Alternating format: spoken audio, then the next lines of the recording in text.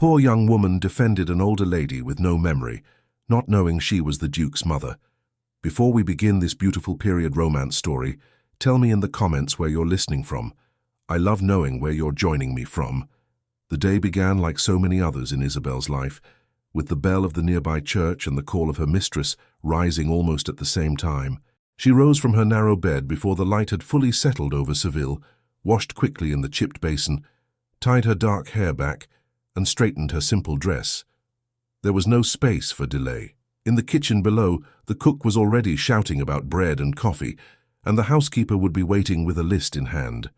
Isabel left her small rented room at the back of the house and stepped into the busy morning as though stepping into a play where she already knew every line. She crossed the small courtyard, nodded to the laundress, and entered the main house to receive her instructions. A brisk list, as always: fresh bread from the bakery near the cathedral, thread and needles from the mercer. A visit to the apothecary for a tonic her mistress insisted she needed, though she seemed perfectly strong. Isabel answered with quiet, "Yes, ma'am," and "At once, ma'am," and slipped back out with a small basket on her arm and a coin purse tied securely at her waist. The streets were already filling, voices overlapping, carts creaking, vendors calling their goods. The noise comforted her in a strange way. In the crowd, no one noticed a maid unless she was in the way. She walked quickly but not hurriedly, weaving between people with the ease of habit. Her thoughts fluttered ahead of her as they always did when she was alone. She imagined for a moment what it would be like to walk without carrying anything, without thinking of errands or the temper of her mistress, simply choosing a direction because she wished to see what lay there. Then she scolded herself quietly. Dreams did not put food on the table, and her mother's old words echoed in her mind. A girl like you must keep her feet on the ground. The sky belongs to others. At the bakery, she waited her turn in line, listening to the warm talk around her. Two women discussed a wedding in hushed, excited tones. An older man muttered about the price of flour. The baker's wife greeted Isabel kindly when it was finally her turn, for she had come many times before. "The usual loaf for your mistress?" the woman asked. "Yes, thank you," Isabel replied. "She also asked for some sweet rolls this morning." "Ah, she must be in good spirits," the woman said with a crooked smile. "Or perhaps she has guests." Isabel smiled back because it was expected, but she did not answer. Guests meant more work. She paid, placed the bread carefully in her basket, and continued on her way. The sun had risen fully now, pressing into the narrow streets, but many remained in shade, protected by overhanging balconies and the closeness of the buildings. The smell of bread faded, replaced by other scents, less pleasant, more human. She had almost reached the mercer when she heard it, a thin, strained voice, not loud but cutting through the street's murmur. It came from a side alley, half hidden between two tall houses. Another voice answered, sharper, impatient. Isabel slowed. She knew that sound, the false patience of someone who wanted obedience without question. "Madam, you are mistaken," a man's voice said. "We have been searching for you. Your family is worried. You must come with us." "I do not know you," a woman answered, her words refined but trembling. "I do not remember." "You do not have to remember," another male voice added, lighter but edged. "We remember for you. You cannot remain wandering like this." Something in those syllables made Isabel stop completely. She turned her head toward the alley. The sensible part of her mind said it was not her concern. People argued all the time. She had errands, a list, a mistress who would grow sharper if the bread arrived late. But another part of her, the part that had always stirred at the sight of someone lost or confused, refused to move forward. Her feet turned toward the sound. She took a few cautious steps into the alley. It was cool and dim, the light from the street thinning between the walls. At first, she saw only two men in dark coats, their backs turned to her, forming a kind of wall. They stood very close to someone she could not yet see, their bodies tilted inward, as if they meant to shield or corner. One gestured with his hands as he spoke, movements quick and insistent. "Madam, you are tiring yourself," he was saying. "You have already agreed." "I have not agreed," the woman insisted, her voice rising just a little. "Please do not take my things. They were given to me." Isabel stepped closer. At last she saw the woman. She was older, her hair almost silver though carefully arranged. Her gown, though dusty at the hem, was of fine fabric, cut in a style Isabel recognized from the women who rode in carriages past the square. A shawl lay gathered on her shoulders, and at her throat shone a necklace unlike any Isabel had ever seen up close, the stones small but clear. The woman's hands clutched the shawl and the necklace at once, fingers tense with fear. The man nearest her reached toward the clasp of the necklace with a smile that did not reach his eyes. "Allow me to keep this safe until we reach home," he said. "It is dangerous to wear such things in these streets." "Home?" the woman repeated, eyes darting. "Where is home? I had a house with light on the patio, and water, and—" She faltered and pressed her hand to her temple. "I cannot see it. It is mist." "Exactly, madam," the second man said. "You are not well. Trust us. Your family is waiting." Isabel stepped forward then, her heart beating too fast but her voice steady. "Excuse me," she called, her words echoing more than she expected in the narrow space. "Is there trouble here?" Both men turned at once. Their faces were not rough, not what she would have expected from the sort who might truly harm someone. They could have been clerks or minor businessmen, their clothes decent, their hair carefully combed. One had a thin mustache, the other a broad forehead and quick, restless eyes. Those eyes flicked up and down, taking in Isabel's plain dress, her basket, her simple shoes. "None that concerns you," the one with the mustache said. "This lady is our charge. She became separated from us. We are returning her to her family." Isabel's gaze moved past them to the lady.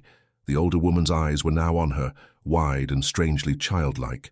Something in them softened Isabel instantly. "Is that true, madam?" Isabel asked gently. "Do you know these men?" The woman opened her mouth, closed it, then shook her head slowly. "They say I do," she whispered. "They say I am tired.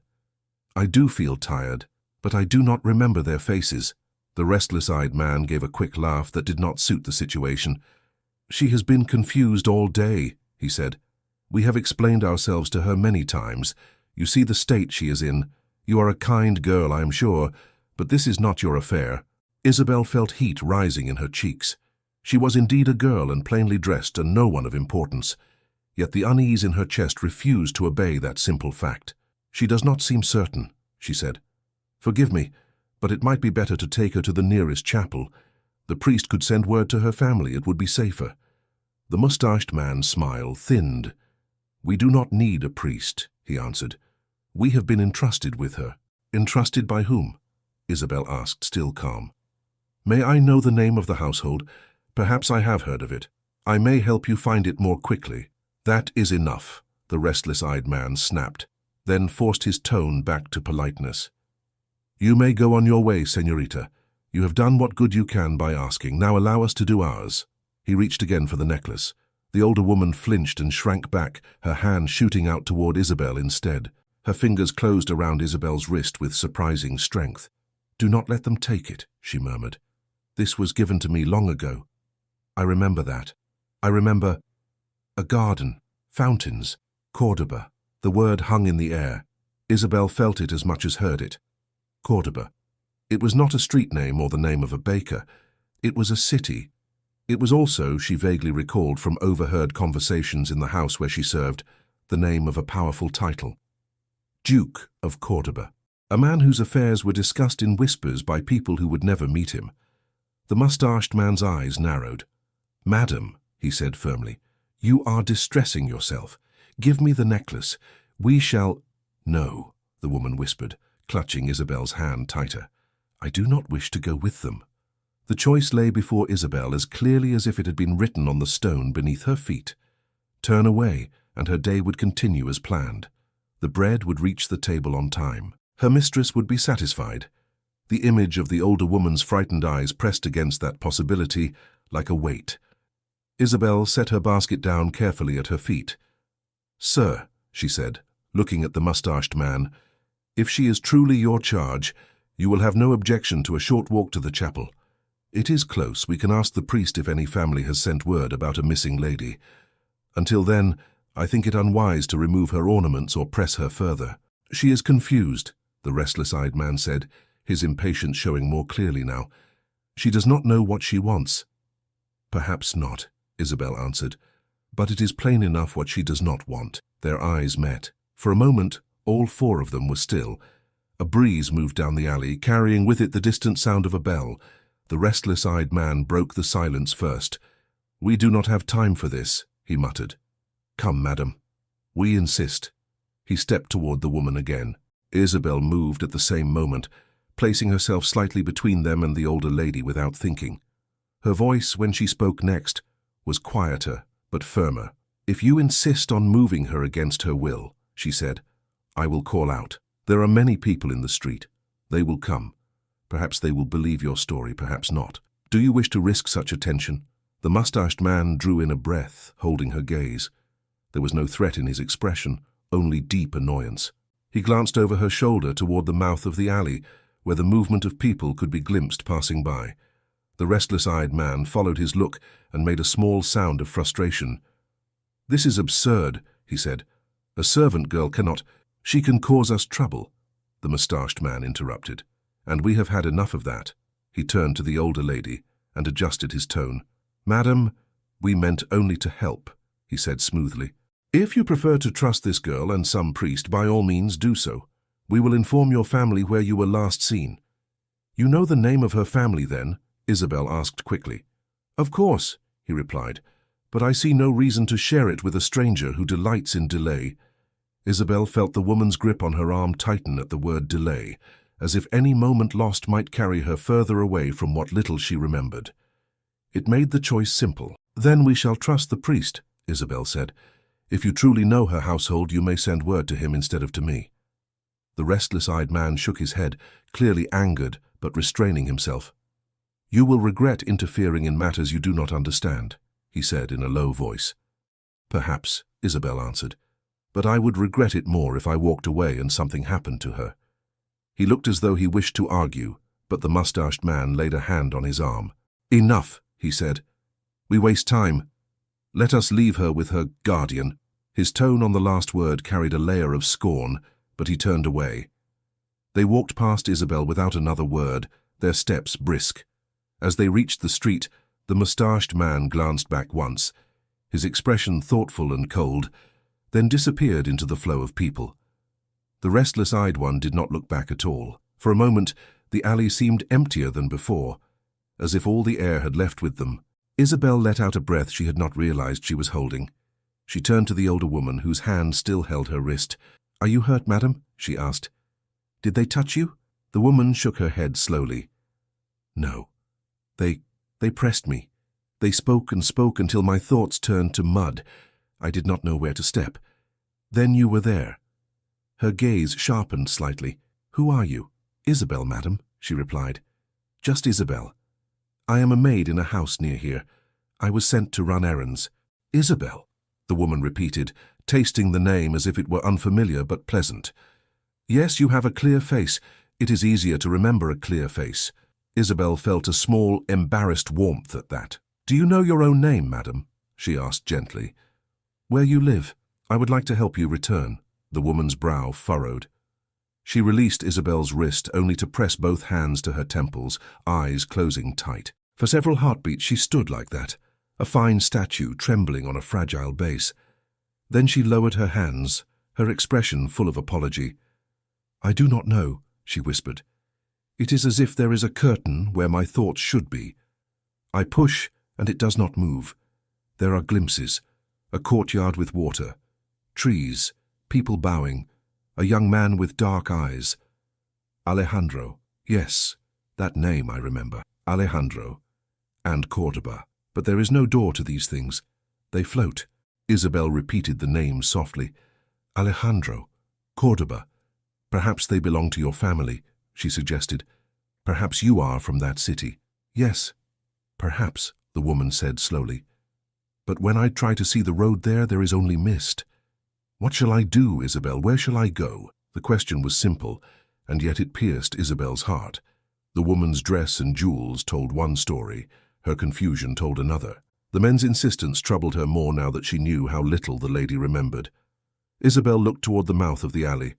People passed, busy with their lives.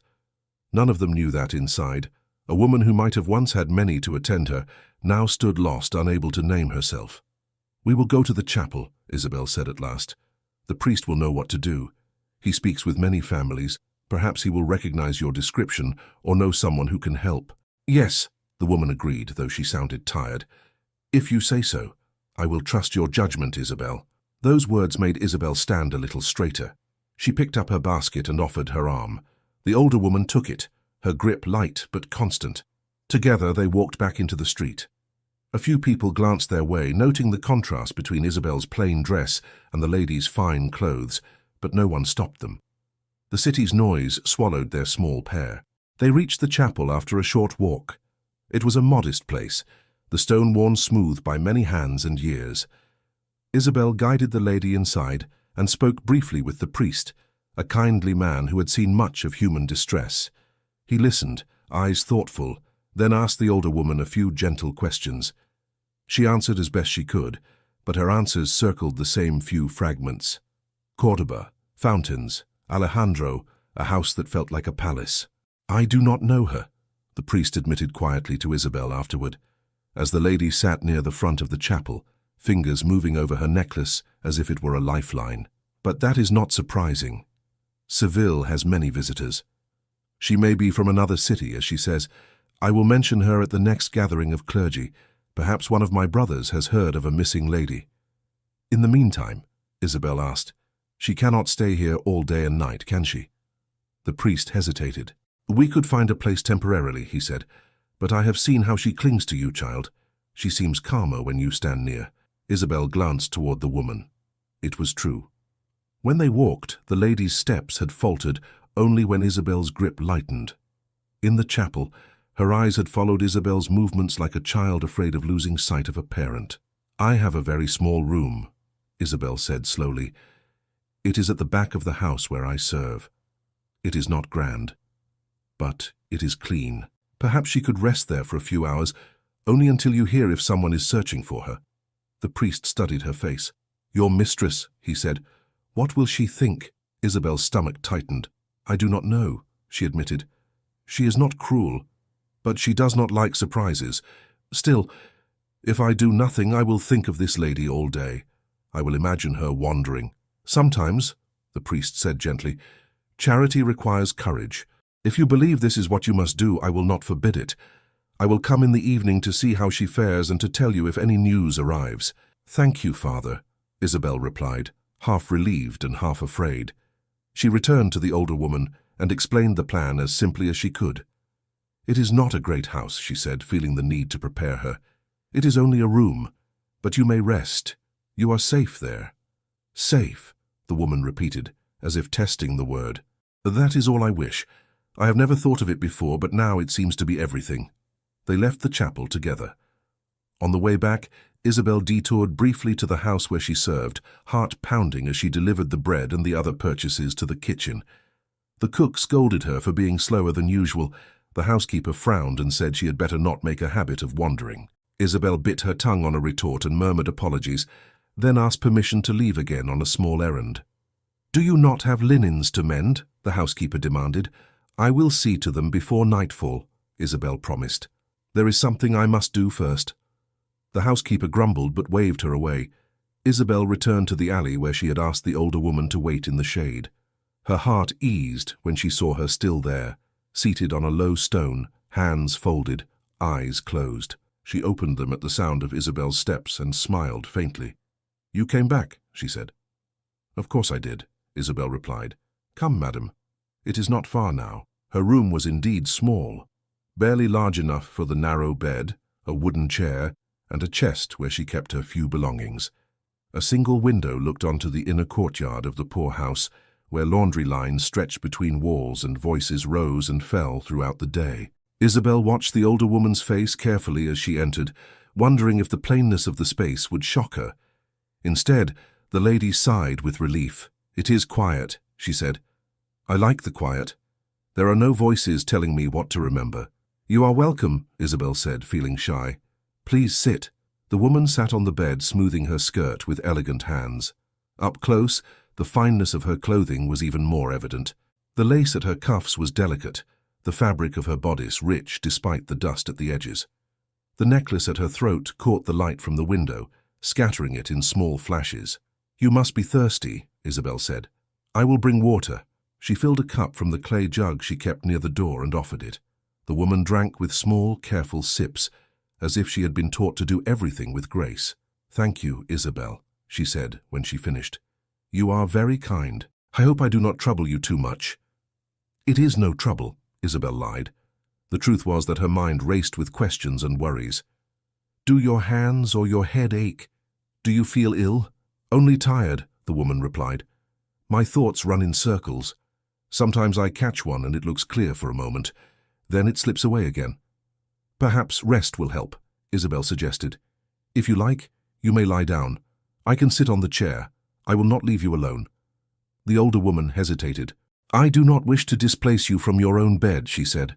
It is not displacement, Isabel insisted. I have slept on the floor many times when my mother was ill. I am used to small spaces. Please, you will rest better if you lie down. At the mention of her mother, a familiar ache rose in her chest. Her mother had been gone 2 years now, taken by a fever that no remedy could seem to touch. The memory of those nights, sitting awake while her mother tossed and whispered, was never far from her. Perhaps that was why she could not leave this stranger to wander. Very well, the woman said softly. She lay down, her head sinking into Isabel's thin pillow. She closed her eyes. Her hand moved to her necklace again, fingers resting on the central stone. That necklace, Isabel ventured after a moment. It is beautiful. Do you remember who gave it to you? A faint smile curved the woman's lips, half in sleep, half in memory. A gift, she murmured. A promise, long ago. A sign that I would always have a place. Always be cherished. Her voice grew distant. I remember the words more than the face. Is that not strange? Perhaps the face will return, Isabel said gently. Sometimes memories come back when we do not expect them. Then I shall wait, the woman whispered. I have time, do I not? She drifted into an uneasy sleep, her breath uneven at first, then settling. Isabel watched her for a while, making sure she did not toss or cry out. When she seemed stable, Isabel moved to the chair and sat down, folding her hands in her lap. The room felt smaller with another person in it, but also strangely fuller, as if some important presence had entered. Outside, the noises of the house rose and fell. Someone laughed loudly in the courtyard. A child cried. A woman sang a few lines of a song before breaking off. Isabel listened and tried to order her thoughts. She had brought a stranger into her room without permission. If her mistress discovered it, she would be scolded, perhaps dismissed. And yet, if she had left the woman in the chapel or worse, in that alley, what would have happened? The memory of the restless-eyed man's tight jaw returned to her. No, she thought. This was the only path she could have chosen, and still looked at herself without shame. Time passed. The light shifted slowly across the floor, creeping toward the wall. Eventually, the older woman stirred, opening her eyes in confusion that cleared when she saw Isabel. I'm still here, she asked. Yes, Isabel answered. You are in my room. You slept for a while. Do you feel any clearer? The woman frowned, testing her mind. No, she admitted, but I feel less heavy. Thank you. You were not called away. Not yet, Isabel said, but I must return to the main house later. If I explain that I have something important to attend to, they may allow me more time. And if they do not? The woman asked quietly. Isabel hesitated, then smiled with more courage than she felt. Then I will find another way, she said. We will manage, madam. I promise. Madam, the woman repeated, as if the word amused her. It suits me, does it not? I can feel that. But it is not enough. I wish I could give you my name. You will remember it, Isabel said, even if it comes one letter at a time. The woman's eyes shone with sudden tears. You have more faith in me than I have in myself, she said. Why? Because someone must, Isabel replied simply. As evening approached, the priest came as he had promised. He brought no news of a missing lady matching this one's description. I will continue asking, he said. There are other parishes. Someone must know of her. He took Isabel aside before leaving. If you need help, come to the chapel, he reminded her. If your mistress casts you out for this, the church will not let you starve. Thank you, Father, she said, grateful but determined not to let it come to that. After he left, she lit a small candle against the growing dusk. The older woman ate a piece of bread with cheese, apologizing for taking Isabel's simple food. Isabel reassured her again and again until the woman stopped protesting but continued to thank her with her eyes. When night settled fully, the noises from the courtyard softened. One by one, lamps went out in the surrounding rooms. Isabel helped the woman lie down again and spread her extra blanket over her. "If you wake and are afraid," Isabel said, "call my name. I will be here."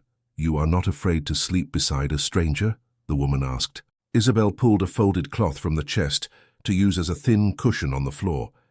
"You are not a stranger anymore," she said. "You are my guest."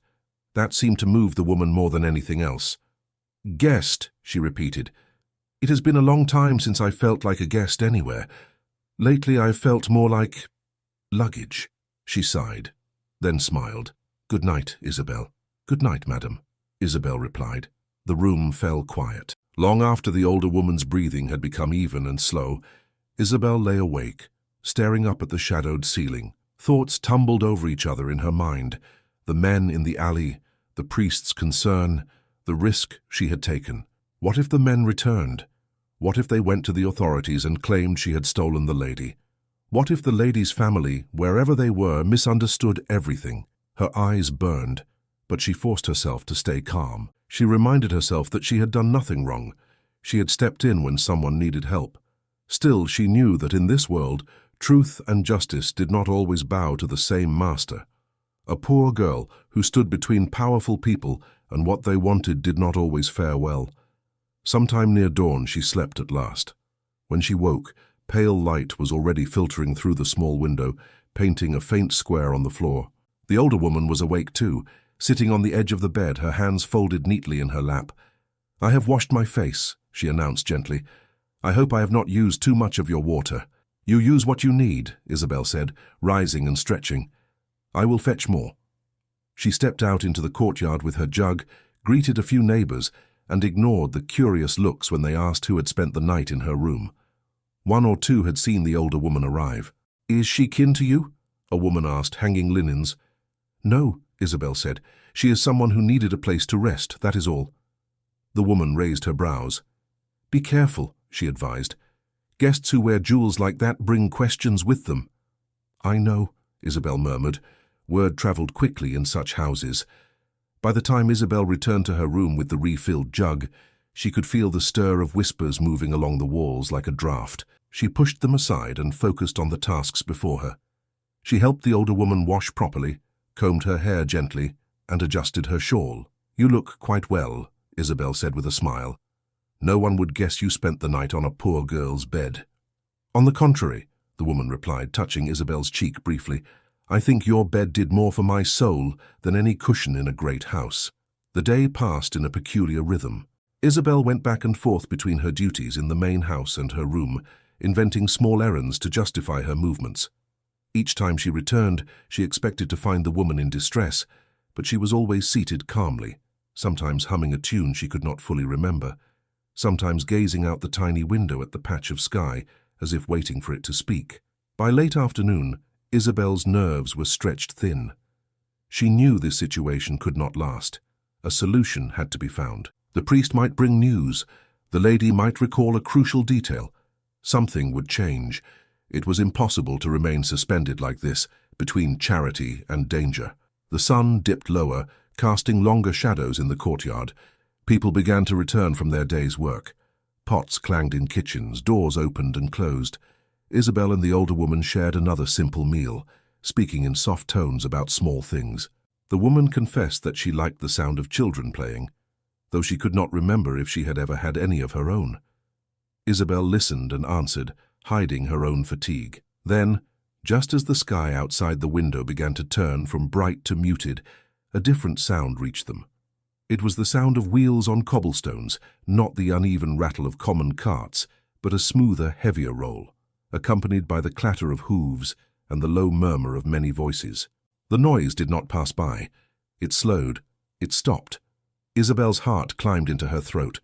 She rose and went to the window. From her limited view, she could see only the upper corners of buildings and a sliver of the street beyond the courtyard gate.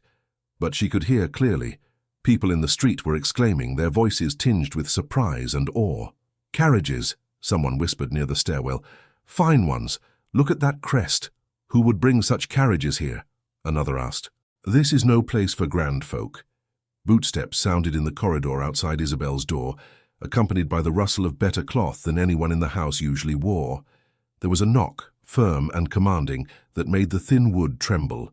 A moment later, a deep male voice spoke, clear and authoritative, each word leaving no doubt of the rank behind it. "We are searching for a missing noble lady," he announced. "We have reason to believe she is in this house and in this room." The knock came again, sharper this time, making the older woman flinch. "Isabel," she whispered, gripping the edge of the bed. "What is that?" "I do not know," Isabel answered, though she had a dreadful guess. She swallowed, smoothed her skirt with trembling hands, and went to the door. "Yes," she called. "Open," the voice said. "By order of the Duke of Cordoba." The name ran through her like cold water. She froze, hand on the latch.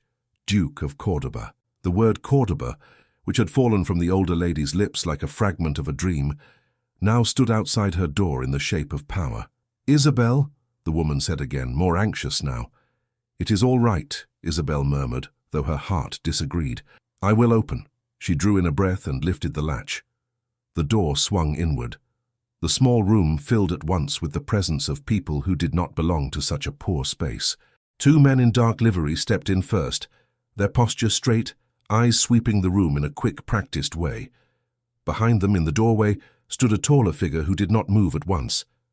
The corridor outside was crowded with curious neighbors, faces pressing close, only to be held back by a firm arm from someone in fine dress. The taller man stepped forward at last. He was not old, perhaps in his early 30s, but there was something in his gaze that made him appear older than his years. His hair was dark, his jaw clean-shaven, his clothes of the finest cut, though in muted colors. Nothing about him was extravagant. He did not need extravagance. Authority rested on his shoulders like a natural garment. His eyes went first to the older woman on the bed. For a heartbeat, all the sharpness left his face. Something raw flashed through his features, something like hope and fear colliding. He took a step closer without seeming to mean to. "Mother," he said, the word escaping him before he could command it. The woman's hands, which had been clutching the blanket, stilled. She looked at him, frowning slightly, as if he were a figure emerging from fog. "Alejandro," she breathed. The room seemed to fold inward around that name. Isabel glanced from one to the other, her mind racing. Duke, Cordoba, Alejandro, mother. It arranged itself into an answer that made her feel suddenly very small. "You know him?" Isabel asked softly, not sure if she was allowed to speak. The older woman's eyes filled with tears. "I do not remember everything," she said to Isabel, as if she needed to justify herself. "But this face, I have seen it many times. Once it was smaller, now it is harder." Alejandro crossed the floor in 3 strides. The servants in livery moved aside automatically, their expressions carefully blank. He knelt beside the bed without looking at them, his attention entirely on the silver-haired woman. "Mother," he repeated, more quietly now. "It is I. Alejandro, you have been gone for months. Do you understand? We have searched everywhere." She reached out and touched his cheek with hesitant fingers, as if checking whether he was real. "My son," she said, the words slow but sure. "You were so angry when I left. Or was that only a dream?" He drew in a sharp breath. "You left without a word," he answered. "No farewell, no explanation. We had no dream, only fear." Her fingers dropped. "I do not remember leaving," she admitted, her voice trembling. "I only remember walking, and then I was lost." Isabel took a small step back, feeling as though she had intruded into a scene she was not meant to see. Yet the room was hers, the bed was hers. The water in the jug had been carried by her hands. That thought steadied her a little. One of the liveried men, the older of the two, cleared his throat softly. "Your Excellency," he began in a respectful tone, "the men outside say the neighbors spoke of a girl who brought her grace here yesterday. They pointed us to this door. This must be she." Alejandro turned his head then, his gaze falling on Isabel for the first time. His eyes were dark, like his mother's, but without her softness. They were the eyes of a man used to being obeyed, used to measuring others quickly. They swept over her plain dress, her worn shoes, the basket in the corner, the narrow bed now cradling a duchess. You are the one who found her, he asked. His voice was neither warm nor cold. It was flat, controlled, as if there was a wall behind it. Isabel swallowed and inclined her head. Yes, Your Excellency, she said. Yesterday, in a side street. 2 men were urging her to go with them. She seemed afraid. I thought they might not be what they claimed. We do not know what they claimed, Alejandro said. You did not ask? I did, she replied. They said they were sent by her family. They would not name that family. When I urged them to take her to the chapel, they refused. That made me uneasy, so I interfered. The younger liveried man made a small sound under his breath, but did not speak. You brought her here, Alejandro said. Yes, Your Excellency, Isabel answered. I live in this room. The priest did not know who she was. He said he would ask among the clergy. Until then, he thought it wise that she rest somewhere quiet. This was the only place I had to offer. Alejandro looked around again, taking in the smallness, the roughness, the single chair. His gaze returned to his mother's jewels, still gleaming at her throat and ears and wrists. Then back to Isabel. You did not think to inform the authorities? He asked. I am nobody, Excellency, she said honestly. I did not know whom to inform. I feared the wrong people might take her away if I chose poorly. Here, at least, I could watch her myself. His jaw tightened at that. You see much and trust little, he said. She trusted me, Isabel replied, before she could stop herself, nodding toward the older woman. That was enough. There was a small silence. The neighbors in the corridor shifted, listening with open curiosity. The older liveried man glanced uneasily at the crowd. Your Excellency, he murmured. Perhaps we should remove her grace from this place. The air is close. The people... Alejandro rose slowly from his kneeling position, his hand resting for a moment on the edge of the bed.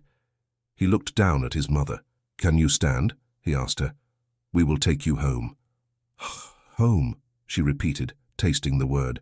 Yes, home. You will not be angry if I do not remember all the rooms. I will be grateful that you are in them, he said simply. She smiled at that, faint and bewildered but pleased. When she tried to stand, her legs shook. She reached out, and it was not Alejandro's hand she found, but Isabel's. Her fingers closed around the girl's, without hesitation. Do not leave me, she murmured. Alejandro's gaze flicked to their joined hands. Mother, you are safe now, he said. My men will assist you. This girl has done her part. The older woman's grip tightened. No, she said unexpectedly, her voice gaining strength. She must come. She is the only familiar thing in this confusion. Everyone else's faces shift, hers stays still. I cannot go with you, Isabel began, startled. I have work. I serve in the house through the courtyard. My mistress... You will obey, the older woman said, her tone suddenly that of someone accustomed to being obeyed. You will come with me. I do not wish to be separated from you yet. Alejandro, tell her. Alejandro studied her for a long moment. The neighbors were whispering now, repeating the word mother, letting it grow into duchess, into titles they had only ever spoken in awe. Somewhere in the corridor, a child tried to peer between legs and was pulled back by a scolding parent. Everyone, return to your own rooms, the older liveried man called out. The matter is under control. This is ducal business. The phrase ducal business stirred the crowd even more, but they began to move, drawn back by the firmness in his tone and the chill in Alejandro's eyes. The corridor slowly cleared, leaving only a few house residents lingering at a respectful distance. Alejandro turned back to Isabel. What is your full name? He asked. Isabel Martin, Excellency, she said. I was born here in Seville. You have parents? My father died when I was a child, she replied. My mother 2 years ago. I have only my work. And this work, he said slowly, is in the house that shares this courtyard? Yes, she said. I am a servant there. The room I rent is separate by agreement. It is mine, as much as anything can be. He nodded once, as if storing the information. Then he looked again at his mother, whose hand still clung to Isabel's. You insist she comes? He asked the older woman. Yes, she answered simply. Without her, I feel I might float away. He exhaled through his nose, a small sign of strain quickly checked. Very well, he said. You will come with us, Isabel Martin. Your Excellency, she protested, her heart racing. My mistress. I will send word, he he interrupted. If she chooses to dismiss you for obeying the Duke of Cordoba, I will consider it my concern, not yours. This is not a request. My mother's well-being demands it. His tone allowed no space for argument. It was like a door closing softly but firmly. Isabel looked at the older woman. The plea in those eyes finished what the Duke's command had begun. She nodded slowly. "As you wish, Excellency," she said. "I will come." "Gather what you need," Alejandro said. "We do not have time to waste, but you will not return here tonight." The words struck her with sudden force. Not return tonight. Perhaps not at all. She moved quickly, almost on instinct, taking a small cloth bundle from the chest and filling it with her few belongings. A second dress, a worn shawl, a comb, the small wooden box that had been her mother's. She hesitated over a folded scrap of paper containing her mother's handwriting, then tucked it carefully into the box. She felt the eyes of the ducal men on her as she did this, measuring what a life amounted to in a poor girl's corner. It made her cheeks burn, but she kept her movements steady. When she finished, she turned back to the bed. "I am ready," she said quietly. Alejandro nodded. "Then let us go." The older liveried man stepped forward to help the Duchess stand, but she brushed his hand aside and reached for Isabel instead. "Walk beside me," she said. Isabel slipped her arm around the woman's shoulders, offering support. She was surprised by how light she felt, how fragile, like a bird that had flown too long without rest. They left the small room together. In the corridor, though most had dispersed, some faces still peeked from half-open doors. Isabel heard her name whispered, heard guesses thrown like pebbles. "Is that the Duke? Look at his coat." The older lady, "Did you see her jewels? She must be someone." "Isabel, what have you become tangled in?" She kept her eyes ahead, focusing on guiding the older woman. At the end of the corridor, the house's owner stood wringing his hands, bowing repeatedly. "Your Excellency," he stammered, "had I known such a distinguished guest was in my humble house—" "It is regrettable you did not," Alejandro said curtly. "See that my men have passage for the carriage, and send someone at once to the house in your courtyard to inform the mistress that her servant, Isabel Martin, has been requisitioned by the Duke.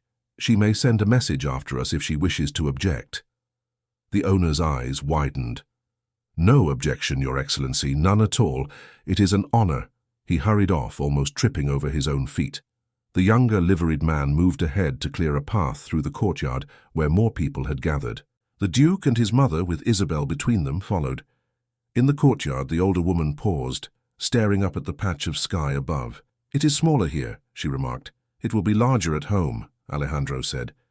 "We have open courtyards. Water," she added softly. "And trees." "Yes, mother," he replied. "And trees." The sight of the carriages just outside the gate made Isabel stop for a heartbeat. She had seen such vehicles before, rolling past her on the main streets, but never so close. They were polished with discreet crests on the doors. The horses were sleek, their harnesses bright. "Come," Alejandro said, gesturing toward the nearest one. "Mother, you will ride with me. Isabel, you will sit beside her." Isabel obeyed, helping the older woman up the small step, and then following. The interior was lined with soft cushions. She sank onto the seat awkwardly, clutching her cloth bundle in her lap, afraid to let it touch anything. Alejandro sat opposite them, his posture straight despite the limited space. When the door closed, the sounds of the street grew muffled, replaced by the creak of the carriage and the faint jingle of harness. They began to move. The older woman looked around, touching the window frame with her fingers. "This feels familiar," she murmured. "Have I ridden in this before?" "Many times," Alejandro said. "You always complained that the springs were too stiff." She laughed softly at that, then frowned. "Did I truly? I do not remember my own complaints. That should be a mercy for others." Isabel watched them, feeling strangely like an intruder and a witness at once. She spoke only when directly addressed. "What did the men look like?" Alejandro asked suddenly, his attention snapping back to Isabel. "The ones you found with her." She described them as best she could. The mustache, the restless eyes, their manners, their refusal to name the household, their reluctance to go to the chapel. "They spoke smoothly," she said, as if they were used to persuading people, but their smiles did not match their eyes. They seemed eager to have her away from public view. "You noticed all this," he said, not as praise but as a fact. "It is part of my work, Excellency," she answered. Servants must notice much and be noticed little. Did they mention any name, any direction? Anything you have not yet told me? She hesitated, thinking back. One of them mentioned that her family would be grateful to see her, that if I did not make trouble, all would be well, and perhaps I would be rewarded. I think he meant to tempt me, but it had the opposite effect. You did not wish a reward, he asked. Not from men I did not trust, she replied, and not at the cost of sending her away against her will. His gaze held her for a moment.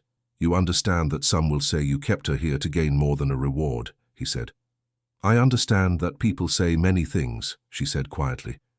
They will not change what happened. His mother reached across then and patted Isabel's hand. Do not let him frighten you, she said. He sounds like his father when he is like this.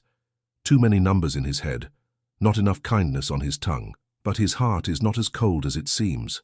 Mother, Alejandro said, a hint of exasperation in his voice.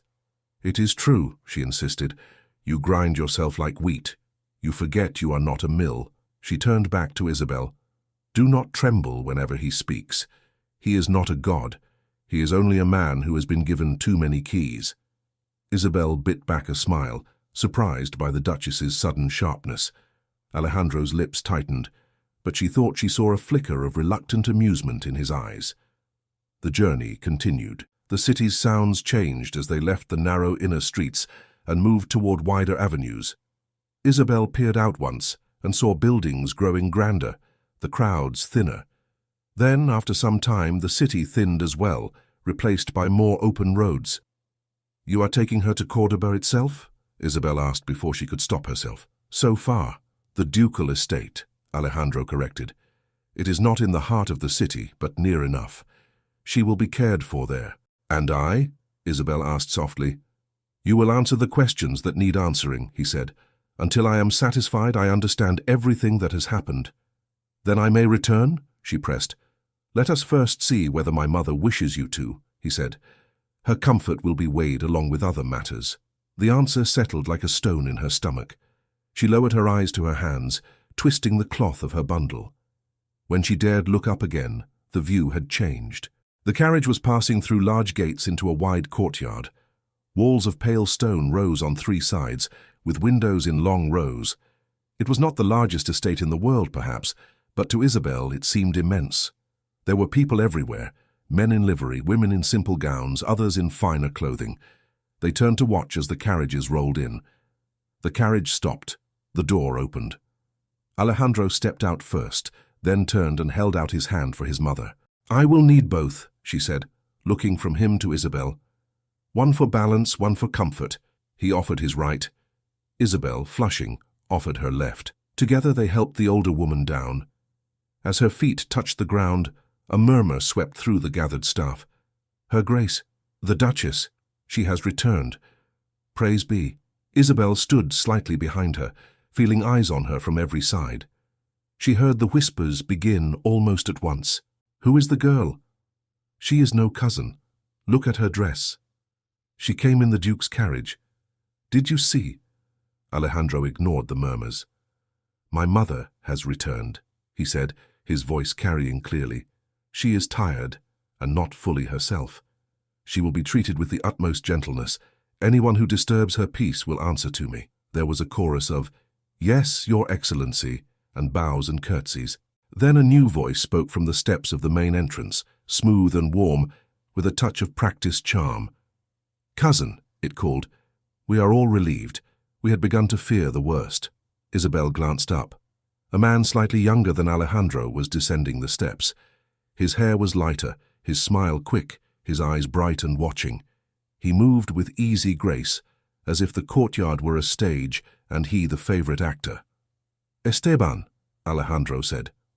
Don Esteban, the man corrected with a laugh. You forget my dignity when you are anxious, but I will forgive you today. He reached the bottom of the steps and bowed deeply before the Duchess. Your Grace, you have been sorely missed. She peered at him, frowning faintly. You are familiar, she said slowly. Who are you? His smile did not falter. Your nephew, Don Esteban de Alarcón, he said. I have had the honor of assisting your son in estate matters during your unfortunate absence. Ah, she said vaguely. Yes, the one who always speaks of numbers. A flicker crossed his face, gone as quickly as it came.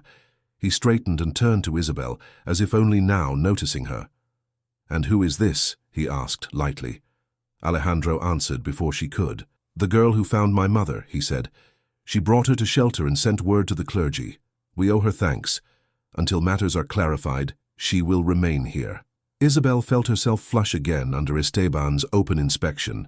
He let his gaze travel from her head to her shoes and back up, as if weighing every thread. "So we do," he said, his tone smooth but carrying a note Isabel could not quite name. How fortunate that her grace fell into such capable hands, and not into others.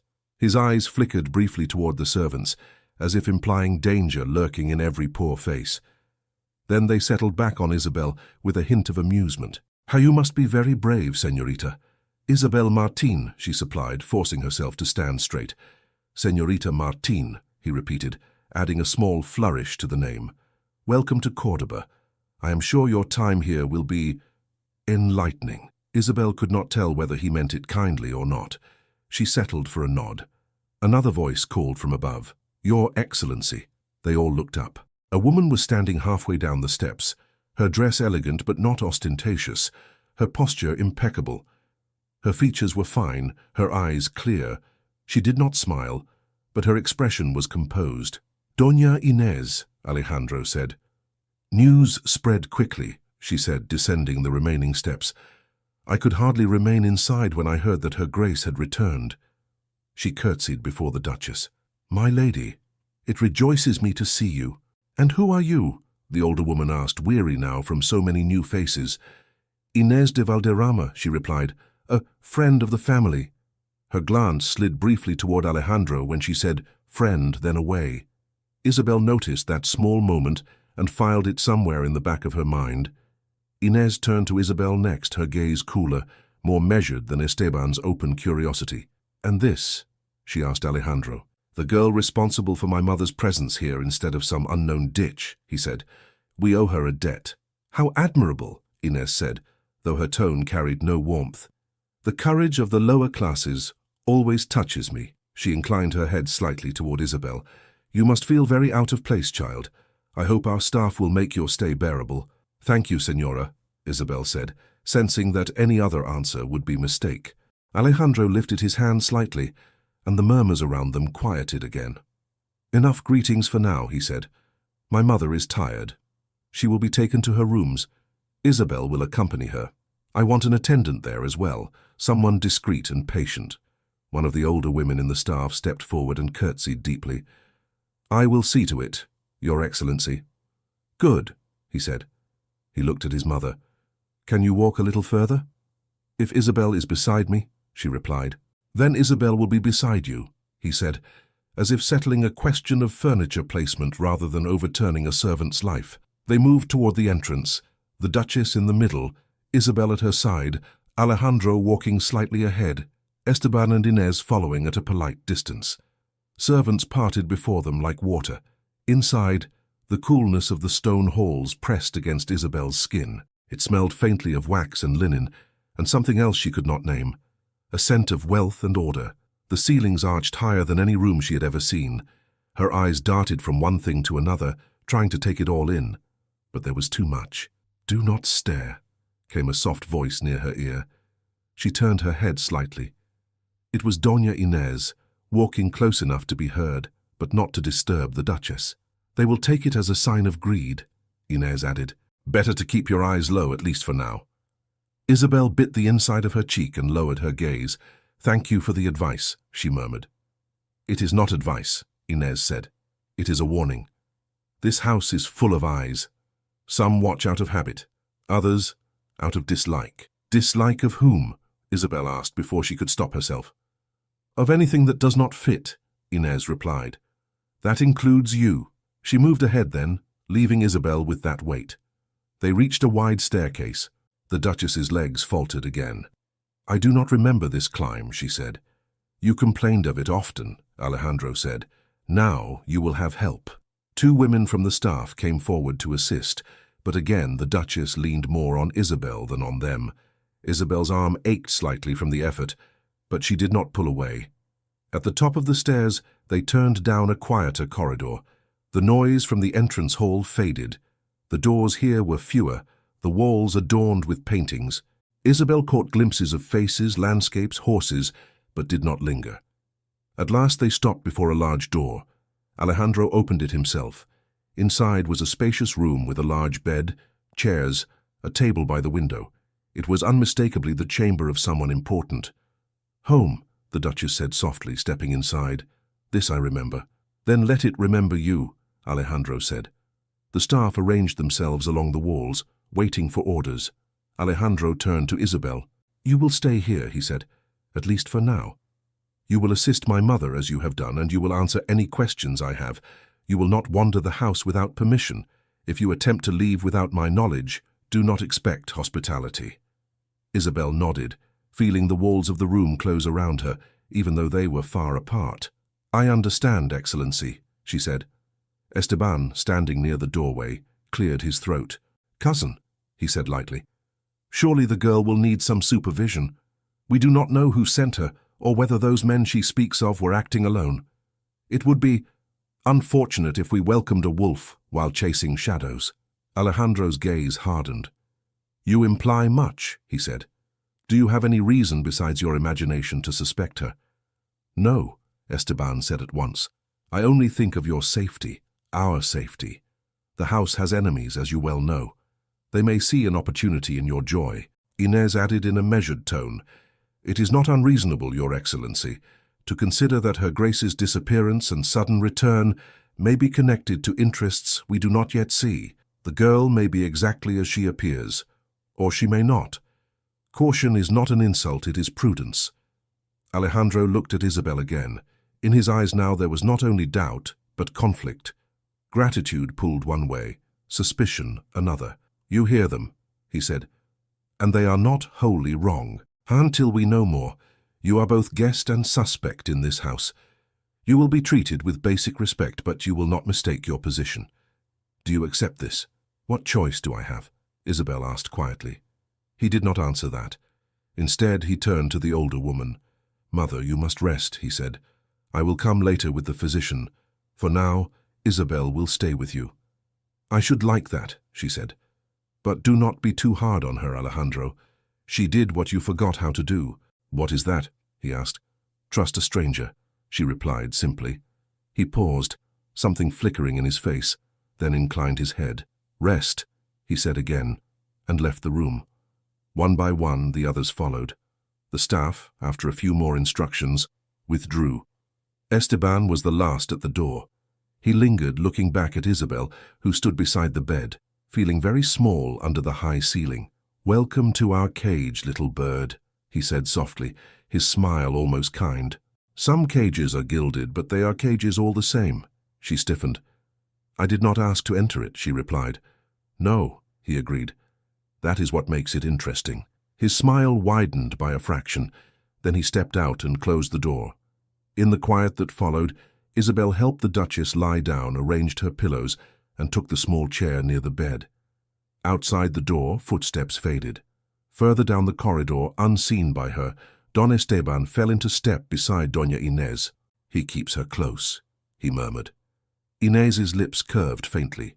"Which gives us time to decide what use to make of her," she said. Don Esteban smiled to himself, already planning how to turn the Duke's decision against the bewildered girl from Seville. The first morning in the palace began with a knock that was too polite to be kind. Isabel blinked awake in the small antechamber that had been arranged for her beside the Duchess's bedchamber. It was not like her old room. It was larger, with a narrow bed and a chest, a washstand, even a rug. Yet the walls felt closer because she had not chosen them. The knock came again. She sat up quickly. "Yes?" she called. A woman in a plain grey dress opened the door.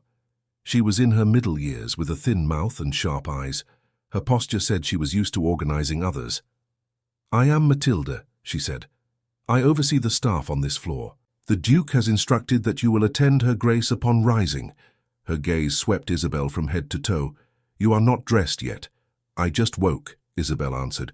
"I did not know the hour." "In this house, we do not wait for the sun to remind us," Matilda said. "Dress quickly. Her Grace stirs. She asks for the girl. Isabel's heart softened a little at that. I will come, she said. Matilda did not leave. She stood and watched as Isabel rose and pulled on the plain gown that had been laid out for her the previous night. It was not fine, but it was cleaner and better made than anything she had owned before. Still, standing under Matilda's critical gaze, she felt as clumsy as a child. You may wash at the basin, Matilda said, but do not drip on the floor. The rugs are not easily replaced. Yes, Isabel murmured. When she had finished, Matilda turned and led the way into the Duchess's chamber. The room was softly lit, the curtains half drawn. Doña Mercedes lay on the large bed, propped up on pillows, her hair looser now, the silver strands softer around her face. At the sight of Isabel, she smiled. There you are, she said. I dreamed I was alone in a house that did not know me. It is a relief to open my eyes and find at least one familiar person. Isabel came closer. Good morning, madam, she said. How do you feel? Like a book someone has dropped and picked up too many times, the Duchess said. Pages are missing, others are out of order. But I am still bound, it seems. Matilda made a faint, disapproving sound, as if the comparison were improper. Her Grace must not excite herself with fanciful talk, she said. The physician will come later. For now, we must keep to the routine. And what is the routine? The Duchess asked, glancing at Isabel. Do you know? No, madam, Isabel admitted. I have never been in a house like this. Matilda stepped in. Her Grace is bathed and dressed. She takes broth and bread. She rests. Later she may see the Duke. That is all. You will assist with what I indicate, and you will mind your tongue. Yes, Isabel said, of course.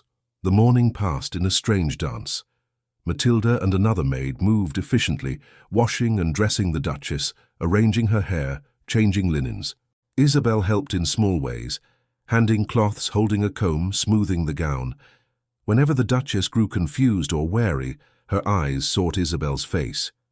You do not move like the others, she remarked once, as Matilda fastened the last button at her back. How do they move? Isabel asked. Like people who know they belong here, the Duchess said.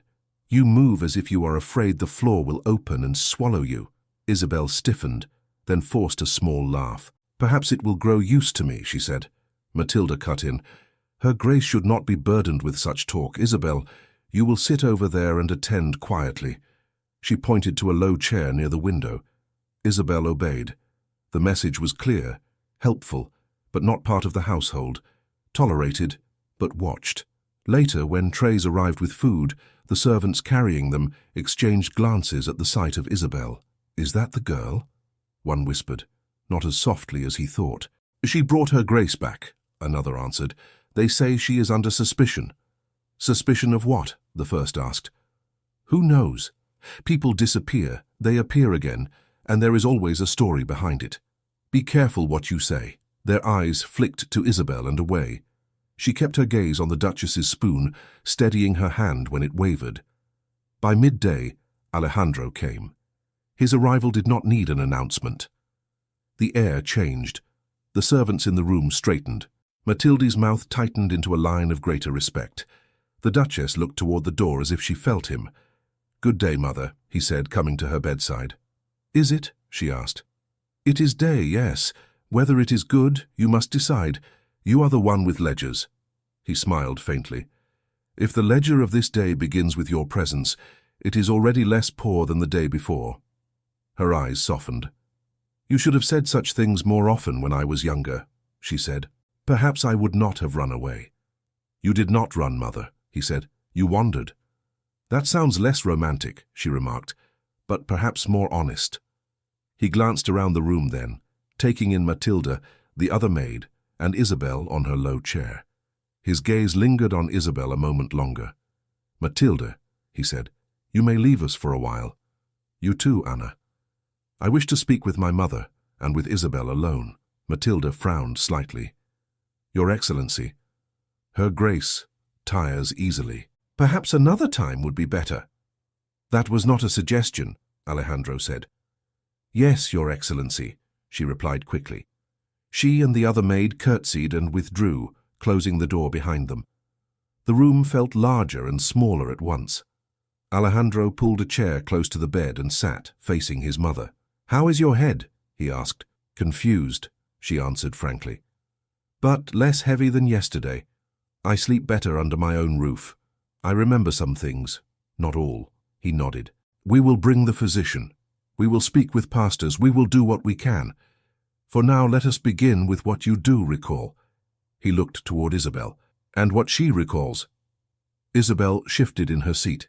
Excellency, she said, I have told you already what happened in Seville. And you will tell me again, he replied, until I am certain there is nothing more you have forgotten. Memory is like a tapestry.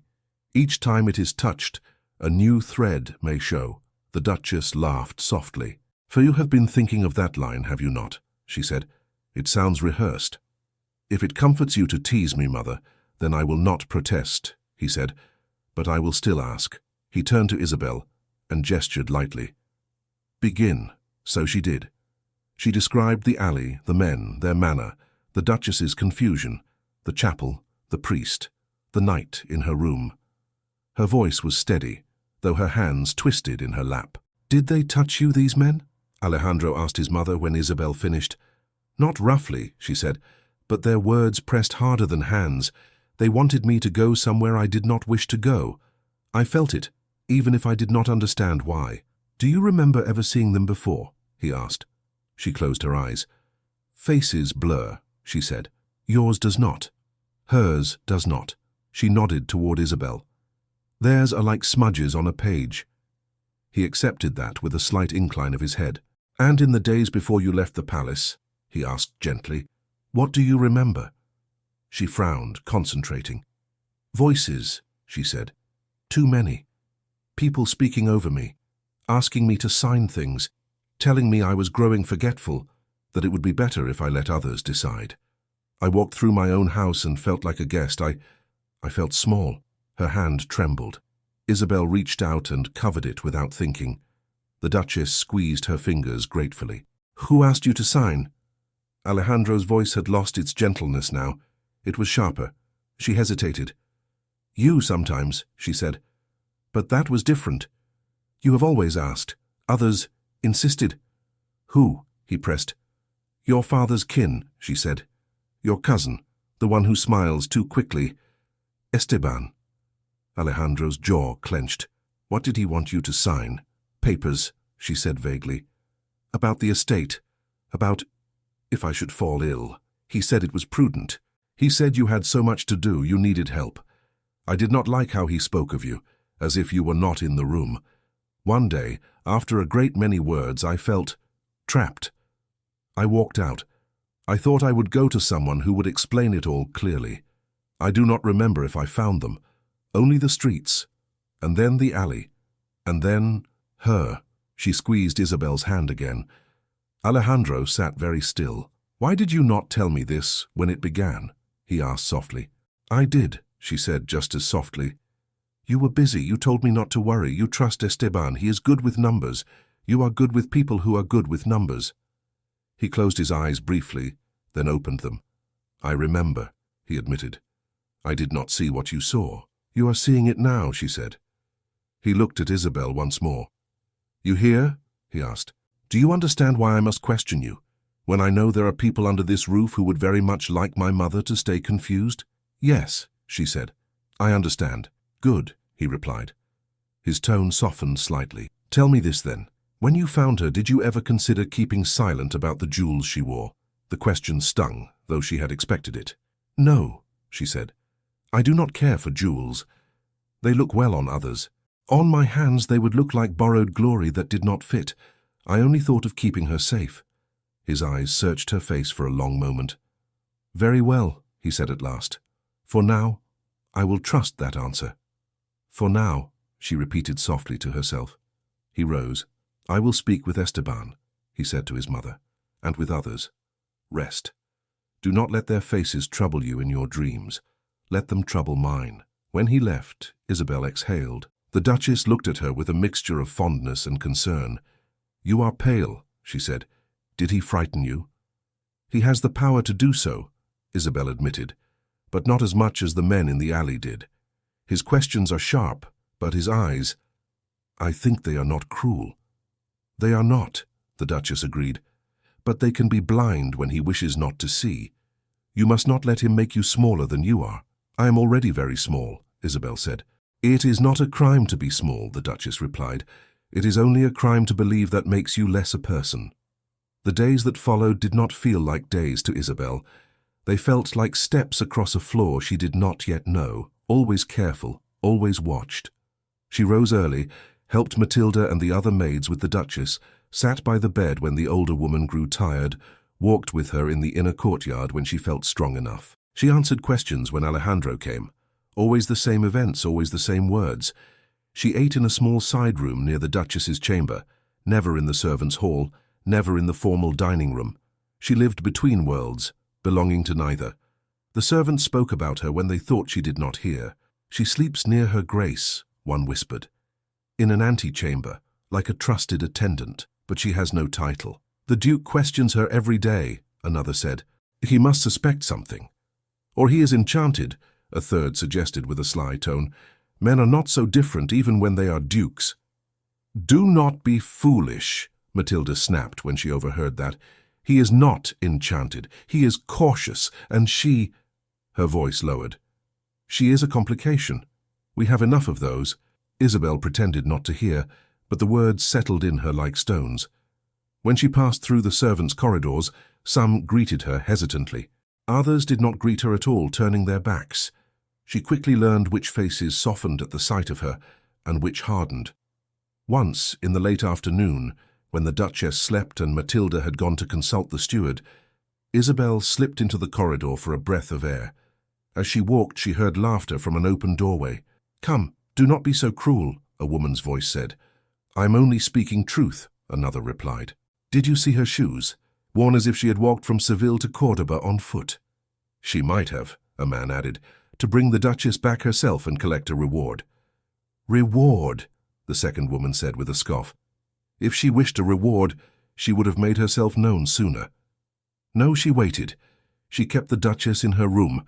I heard the mistress of that poor house say so. Why so long?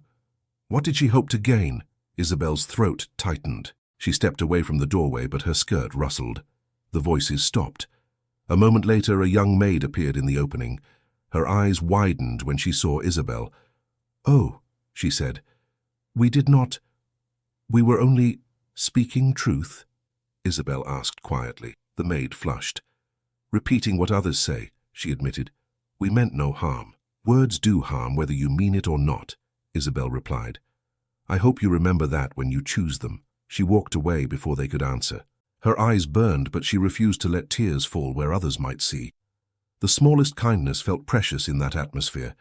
A kitchen boy who slipped her an extra piece of bread with a shy smile, an older maid who showed her where the linen closets were and whispered, Do not mind them. People fear what they do not understand. They fear losing their place. Yet even these kindnesses could not fully balance the weight of suspicion. Alejandro's questions became more pointed. He asked about small details now. Had she noticed if the men in the alley wore rings? Did they speak with the accent of Seville or somewhere else? Did they mention any sum of money? No, she said again and again. They spoke of gratitude, not coins. Their words were like honey that had been left in the sun too long. Too sweet, but spoiled. He listened, brow furrowed. If they were common thieves, they would have taken the jewels at once, he said. Yet they did not. That suggests they had a different purpose.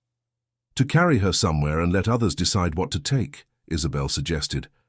Perhaps, he said, or perhaps they were sent by someone within these walls who wished things done in shadow. You think someone here would wish harm to your mother? She asked. I think, he answered slowly, that estates as large as this one breed desires as weeds grow in a garden.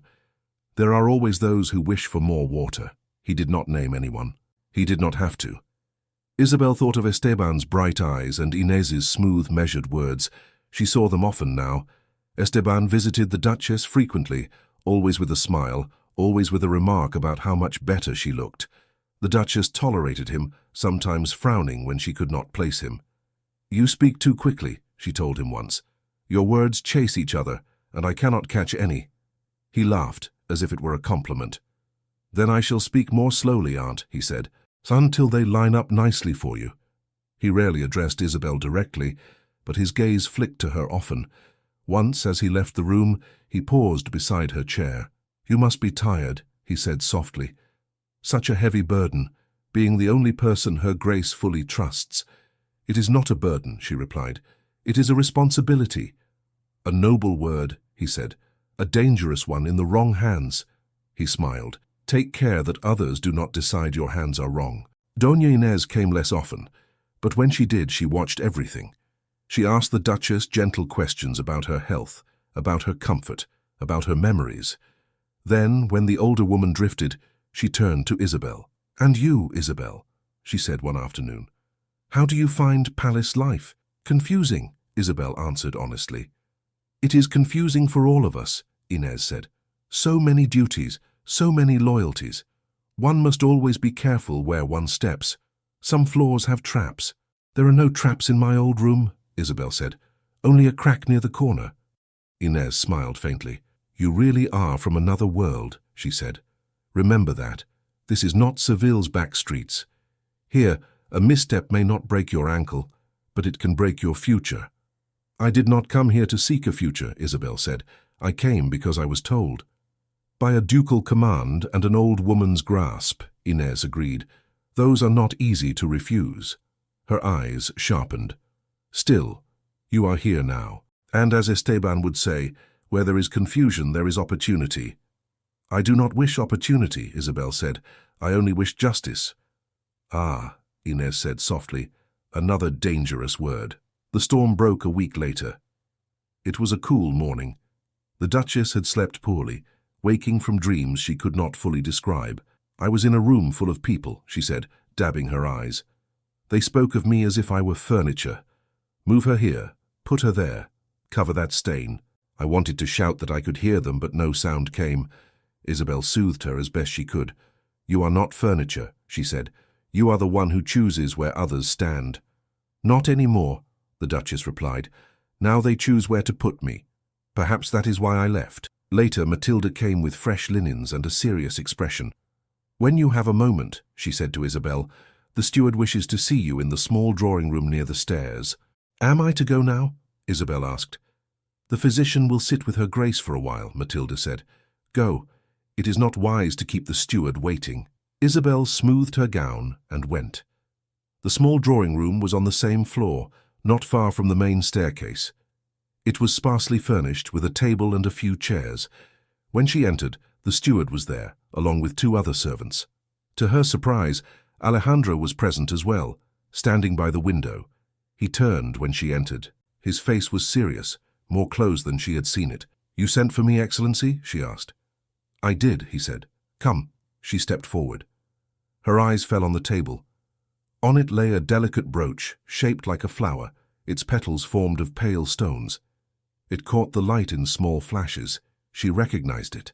She had seen it in the Duchess's jewelry box when Matilda and the other maid had opened it to choose adornments. The Duchess had spoken of it with a soft smile. "This," she had said, touching it, "this was given to me when you were born, Alejandro. It is a symbol of beginnings." Now it lay alone on the table, like evidence.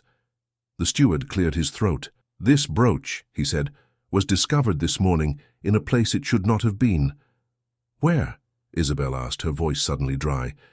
"In the small chest in your antechamber," he answered. Her heart stopped, then started again painfully. "That is not possible," she said. "I have never touched it. I did not even know it had been moved." "The Duchess's jewelry was inventoried yesterday," Alejandro said, his tone controlled. "It was in its place then. This morning Matilda found it missing. We had the staff chambers searched quietly. It was found among your things." "There must be some mistake," Isabel said. "Someone put it there." "That is exactly what it looks like," a voice said from the doorway. Esteban stepped in, hands clasped behind his back, expression sympathetic to the point of insult. "Someone put it there," he repeated. "The question is who? Who had access to both Her Grace's chambers and this antechamber?" Isabel looked at him, then at Alejandro. "Many people have access," she said. "Matilda, the other maids, the physician, yourself, Doña Inés, the servants who bring trays, and yet," Esteban said smoothly, Only one of those people has no established place in this house. Only one appeared out of nowhere with a story that cannot be proven. My story is true, she said, heat rising in her face. I saved her. I brought her to safety. No one denies you brought her, Esteban replied gently. We only question your reasons. Alejandro held up a hand. Enough, he said, his gaze fixed on Isabel. Did you take this brooch? No, she answered at once. I swear it, Excellency. I would never steal from her, not after all she has suffered. Swearing is easy, Esteban murmured. Alejandro's eyes did not leave her face. Were you ever alone in the Duchess's chamber when the jewelry box was open? He asked. Yes, she admitted. For a moment once. Matilda left to fetch something. I remained, but I did not touch anything. Sometimes touching is not necessary, Esteban said. Sometimes looking is enough. A poor girl sees fine jewels, thinks of what they could mean, what they could buy. Don Esteban, Isabel said, trying to keep her voice level. When I saw those jewels, I thought of how heavily they would weigh on a tired neck. Nothing more. He smiled, but there was no warmth in it. You have a quick tongue, he said. I have a clear conscience, she replied. The steward shifted uncomfortably. Your Excellency, he said to Alejandro, we have done as you asked. We found the brooch. We brought it to you. Now the staff waits to know what this means. Alejandro's expression was unreadable. It means, he said slowly, that someone in this house wishes to convince me that Isabel Martín is a thief. His choice of words gave her a brief flare of hope. Wishes to convince you, she repeated. Then you do not believe it. He did not answer that directly. Belief is a heavy coin, he said. I do not spend it quickly. Appearances, however, cannot be ignored. The brooch was found with your things. That is a fact. There is no point denying it. I'm not denying it was found there, she said. I'm saying I did not put it there. And in a house where truth is often hidden, Esteban said, how are we to separate your words from someone else's? Your Excellency, you must think of the whisper that will spread if nothing is done. The Duke took in a stranger. Soon after, his mother's jewels began to walk away. Alejandro's jaw tightened. I do not need you to tell me what people will whisper, he said. Inez appeared in the doorway then, as if drawn by the scent of conflict. What is this? She asked calmly, taking in the scene. The missing brooch has been found, Esteban told her, in our guest's chest. Inez's brows rose slightly. She looked at the brooch, then at Isabel. That is unfortunate, she said. For everyone. Do you think I took it? Isabel demanded. Inez studied her face. I think it would have been wiser not to be in a position where such a question is necessary, she said. But wisdom often comes late. The Duchess will speak for her, Isabel said desperately. She knows I would not harm her. Alejandro hesitated. Bring my mother, he said to the steward. Or no. Better, we will go to her. I will not drag her through corridors for this. They moved as a group back to the Duchess's chamber. Isabel walked in the middle of them, her head high despite the churning in her stomach. Inside, the Duchess was sitting up, sipping broth. Matilde stood beside her, watching anxiously. When they entered, the older woman set the bowl down. So many faces, she said. It must be serious. What is wrong? Alejandro picked up the brooch from where the steward had placed it on a small tray. Mother, he said, do you recognize this? She smiled faintly. Of course, she said. It is my brooch. You gave it to me when I... No, you did not give it. You were too small. Someone gave it when you were born. It went missing from your jewelry box, he said. It was found in Isabel's chest. The smile vanished. She looked at Isabel in confusion. Is that true? She asked. Did you take it, child? No, Isabel said, her voice breaking a little now. I did not. I did not even know it was gone until this morning. Someone placed it there, I swear it. The Duchess looked from her to Alejandro, to Esteban, to Inez, to Matilde. Faces swam before her. She lifted a trembling hand to her temple. I do not like this, she said. My head hurts when you all look at me like that. We are only seeking truth, Inez said soothingly. No one wishes to hurt you. Then stop pulling at my thoughts, the Duchess snapped. Truth is not a rope to be yanked. She took a breath and looked at Isabel again. You did not take it, she said slowly, as if testing the words. No, madam, Isabel whispered. I would sooner cut off my hand than steal from you. The Duchess flinched at that image. Do not speak of cutting, she said. This house has seen enough of that. You are honest, that is what my heart says. And your mind?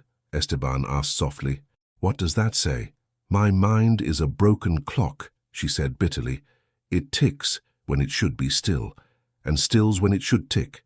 Why ask it? Because, Inez said gently, in matters of jewels and trust, the Duke must rely on more than hearts. The Duchess closed her eyes. I do not remember her taking anything, she said. I remember her giving. Water, bread, warmth. But when I push further, everything blurs. She pressed her fingers to her temples again. I am sorry, child. I cannot help you.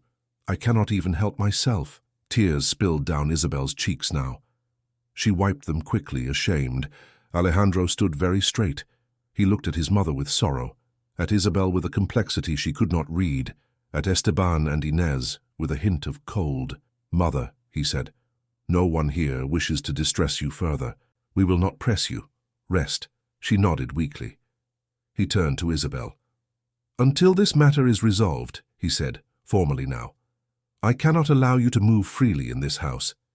It is not only my mother's safety at stake, but the honor of the household. You will return to your antechamber. You will remain there unless summoned. You will not visit the kitchens or the servants' hall. Your meals will be brought to you. The door will be watched. You make it sound as if I have already been judged, she said, swallowing hard. No, he said. If I had judged you guilty, you would not be confined in comfort. You would be elsewhere. This is an unhappy middle place. I have lived all my life in the middle place, she said. Too poor to be safe, too honest to be respected. It seems I have only changed the size of the walls. Something flickered in his eyes again, quickly hidden. Do not mistake this for punishment, he said. It is caution. Caution feels very much like a cage, she replied. Would you prefer the streets? Esteban asked softly. You know what kind of men walk there. I know, she said. I know, because I walked them and found your aunt alone among them. I did not leave her there. A silence followed that. Then Alejandro nodded once. Take her, he said to Matilda. See that she has what she needs, but nothing more. No one is to visit her without my permission. Yes, Your Excellency, Matilda said. She approached Isabel and touched her arm, not unkindly but firmly. Isabel allowed herself to be led away. As she left the room, she glanced back at the Duchess. The older woman reached out a hand as if to stop her, but her fingers caught only air. I am sorry, the Duchess whispered. Isabel heard it, but the door closed before she could answer. The antechamber felt different when she entered it again. The same bed, the same chest, the same small window. Yet now there was a man outside the door, a young guard in simple livery. His posture bored, but his presence unmistakable. He nodded to her as she passed. Orders, he said. No offense. None taken, she replied. You are not the one who doubts me. Left alone, she sat on the bed and buried her face in her hands. For a few minutes she let the tears come freely. Then she forced herself to stop. Crying changed nothing. It only made her eyes puff and her throat ache. Afternoon turned to evening. No one came except a maid who brought her a tray of food and avoided her gaze. Night fell. The sounds of the house grew softer. The guard shifted occasionally outside, his footsteps creaking. Isabel sat in the low chair, staring at the small bit of sky she could see. Fear prickled at the edges of her thoughts, fear of being forgotten, of being blamed, of losing what little name she had. Anger burned at the center. Anger at whoever had placed the brooch, at the ease with which some people could twist truth, at the weakness of her own position. At last, when the candles had burned low, footsteps approached. Not the light tread of a maid or the steady shift of the guard. A firmer stride. The guard's murmur sounded. A deeper voice answered. The door latch moved. Alejandro stepped into the room, closing the door behind him. The small space seemed to shrink around his presence. Isabel rose slowly to her feet, her hands clenched at her sides. You said you would come if I had more to say, she said, her voice low but steady. I have held my tongue all day. If this night is to destroy me, I will at least use it to tell you a truth your own house is too frightened to speak. Alejandro did not move from the doorway. He watched her as if weighing not only her words, but the way she stood, the way she drew breath. "Then speak," he said. "Tell me what this house has not." Isabel lifted her chin. Her hands still shook, so she clasped them in front of her. "You ask again and again about the alley," she began, "about the men. There is one thing I did not tell you before. Not because I wished to hide it, but because I did not know if it mattered." "All things matter," he said. "Say it." "One of them," she said slowly, "the one with the restless eyes, spoke when he thought I was not listening. He grumbled that if I would only step aside, the cousin at court would be grateful. He said, 'Once the old lady's affairs are settled, we will all be better off.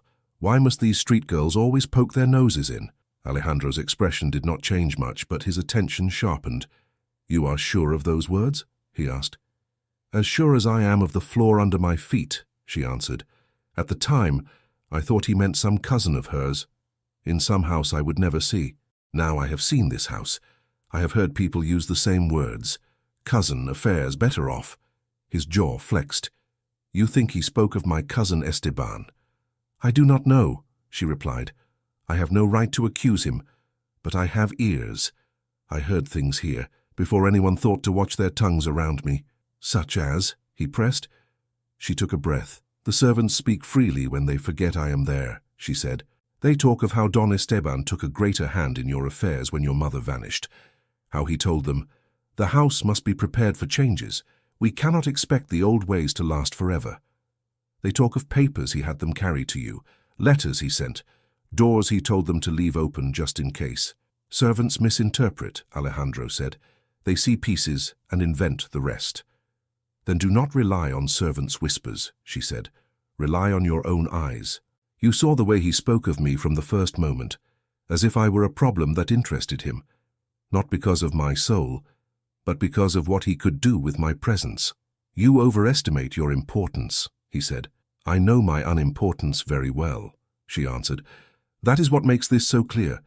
Men like him do not notice girls like me unless we can be used." His silence stretched. She pressed on. "And Doña Inés," she said. "She warns me with one hand and tightens the noose with the other. She speaks of traps and flaws that break futures. She says she thinks only of your safety, but every word she whispers makes you look at me as if I hold a knife." "There are no knives in this story," he said sharply. "No," she agreed. "Only words, only papers, only jewels moved from one box to another. Yet the harm they do is real." He glanced toward the closed door, then back at her. "You think the brooch was placed in your chest on their order?" "I think," she said, "that if someone wished to stain me, they chose the easiest ink. I am poor, unknown, without kin. It is simple to say, she wished to profit from the Duchess's confusion. Who would defend me? Only the one whose mind they say is broken." His mouth tightened at that. She took a step toward him, her voice low but steady now. "You asked me once why I did not trust the men in the alley," she said. "I will tell you. They spoke as if they had already decided what she was. Not a person, but a problem to be carried out of sight. When I hear certain people in this house speak of her, I hear the same tone, the same impatience, the same hunger for what she represents instead of who she is." Alejandro's eyes darkened. "You speak freely for someone confined by my order." "When I was a child," she said, "my mother told me that when you are already cornered, you might as well stand tall. There is nowhere left to fall. What will you do? Throw me out, call the magistrate? You cannot do worse than those who placed that brooch already hope you will." He studied her for a long moment, then moved further into the room, letting the door close fully behind him. The small space felt even smaller. "When you accuse my cousin, and those around him," he said quietly, "you accuse my judgment. I trusted him. I allowed him near my mother's affairs. I listened when he told me she was losing her reason, that I must prepare for a future where she no longer knew her own name. Do you understand what it costs to admit that trust may have been misplaced?" "Yes," she said, "it costs pride, but it costs less than losing your mother or your house." Pain flickered in his eyes before he hid it. "And what of you, Isabel?" he asked. "Would it cost you nothing to see Esteban shamed, Inés embarrassed, the servants who mocked you proven wrong? Do you not have your own pride to feed?" "I have pride," she said, But I also have fear. If I am wrong, I will be the one who destroys any hope of peace in this house. I do not take that lightly. That is why I did not say these things before. But now they have already decided what to think of me. I have nothing left to protect but the truth." His shoulders lowered slightly, as if some tension had shifted but not vanished. "You spoke of your mother," he said. "What would she say to you now?"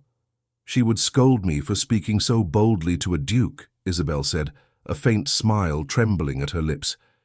"Then when we were alone, she would say, 'If he is a man worth serving, he will hear you. If he is not, better to know now.' And what do you think?" he asked. "Am I a man worth serving?" "I do not know yet," she replied. "You stand between two roads. On one you believe what is easiest. On the other you look where it hurts. I am waiting to see which you choose." That struck him. He turned away, pacing a few steps in the narrow space, then back. "Very well," he said at last. "I will look where it hurts. I will question those I have not questioned. I will pull at the threads, even if the tapestry tears." "And if it tears?" she asked softly. "Then better torn and rewoven than left covering rot," he said. He moved to the door, then paused. "You will remain confined until I have answers," he added. "That cannot change yet. There are too many watching. If I release you now, it will be taken as proof of blindness." "I understand," she said. His hand tightened on the latch. "Isabel." "Yes, Excellency." "If it is proven that the brooch was planted," he said slowly, "and that others have used you as a piece on their board, if that happens, and I restore your name, will you still wish to leave this house?" The question surprised her. "Leave," she repeated. "You have made it clear you do not feel you belong here," he said. "If I clear you, you may return to your old life, to your work in Seville, to the room that you chose, or you may remain, under different terms. That choice is not for today. But I wish to know if in your heart you have already walked away." She hesitated. "I have thought of leaving every hour since I arrived," she admitted. "And yet, when I picture the Duchess waking and finding me gone, I cannot bear it. I owe her more than an empty chair, so no, I have not walked away in my heart. Not yet." He nodded, as if that answer mattered more than he would say. "Then wait," he told her. "Give me a little time to see whether I am a fool." "You are a duke," she said quietly. "People will forgive you many things. They will not forgive themselves if they discover they helped you be blind." He almost smiled at that, then left. The next days ran differently. Isabel remained confined, but the sense around her shifted. The guard outside her door changed more often, as if orders were being checked and rechecked. When Matilda brought her meals, her manner held less coldness, more strained politeness. "The household is restless," Matilda admitted one afternoon, when she thought the guard out of earshot. "The Duke has been speaking with everyone, steward, footman, maids, even the old housekeeper below the stairs." "What does he ask?" Isabel whispered. "Too much," Matilda said. "Who had keys to the Duchess's rooms? Who opened the jewelry box? Who left doors unlocked? Who spoke with Don Esteban in corners? He has the look he had when his father died, and the accounts were in disarray. It unsettles people." "Truth always does," Isabel murmured. Matilda hesitated. "I will tell you this," she said. "On the morning the brooch was found missing, I saw Don Esteban in the corridor near Her Grace's door earlier than his habit. When I greeted him, he said he was merely concerned for her health. Now I wonder if I should have wondered sooner." "Why did you not tell the Duke?" Isabel asked. "Because I am not a fool," Matilda replied. "Accusing a noble of anything without proof is like throwing yourself into a well and hoping there is water. But the Duke pulled the rope himself this time. He wishes to see the bottom." The physician came and went.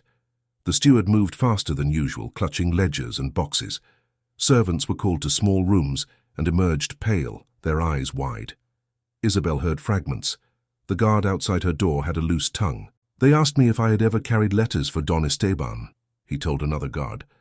"I have, but only to the post. That is no crime." "They asked me if I ever left a door unlocked at his request," the other said. "I could not remember. He has a way of making you forget that he asked." "And Inez," the first whispered. "What of her?" "She is clever," the second said. "She speaks much and says little, but even clever tongues slip when the Duke listens long enough." One afternoon the Duchess sent for Isabel. Matilda opened the antechamber door.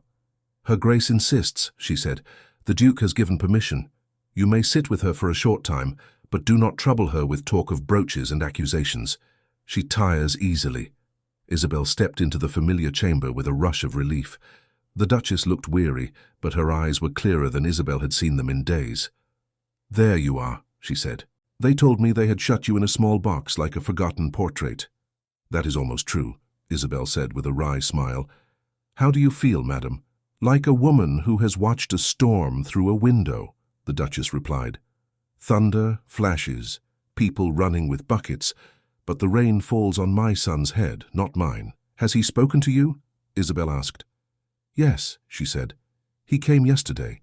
He asked again about the days before I left. I remembered more this time." She tapped her temple. "Sometimes the door opens a little wider." He listened. He did not interrupt. "That is progress." "What did you remember?" Isabel asked softly. "Your cousin," she corrected herself. "No. His cousin. Esteban. He came to me with documents. He said he had spoken with lawyers in Seville, that they could arrange things so that, if my mind failed, the estate would pass smoothly into hands that could manage it. He assured me that he meant only to help Alejandro, that I would relieve him of a burden. But the more he spoke, the more I felt I was being pushed out of my own house while still standing in it." She frowned. "I remember one evening particularly. He grew impatient when I hesitated to sign. He said, 'Do not worry, my dear aunt. If you wander, we will find you. Your signature is but an ink stain compared to your comfort.' I felt cornered. The next morning, I walked out. I meant only to clear my head. I did not intend to vanish." She looked at Isabel. "But someone intended it for me. I feel that now." Isabel's hands tightened in her lap. "Did you tell the Duke all this?" she asked. "Yes," the Duchess said. He looked as if someone had struck him, not because of Esteban's words, but because of his own.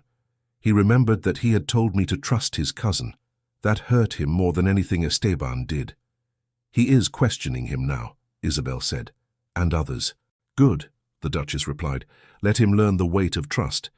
It is a heavy thing to give and a heavier thing to take back." She took Isabel's hand.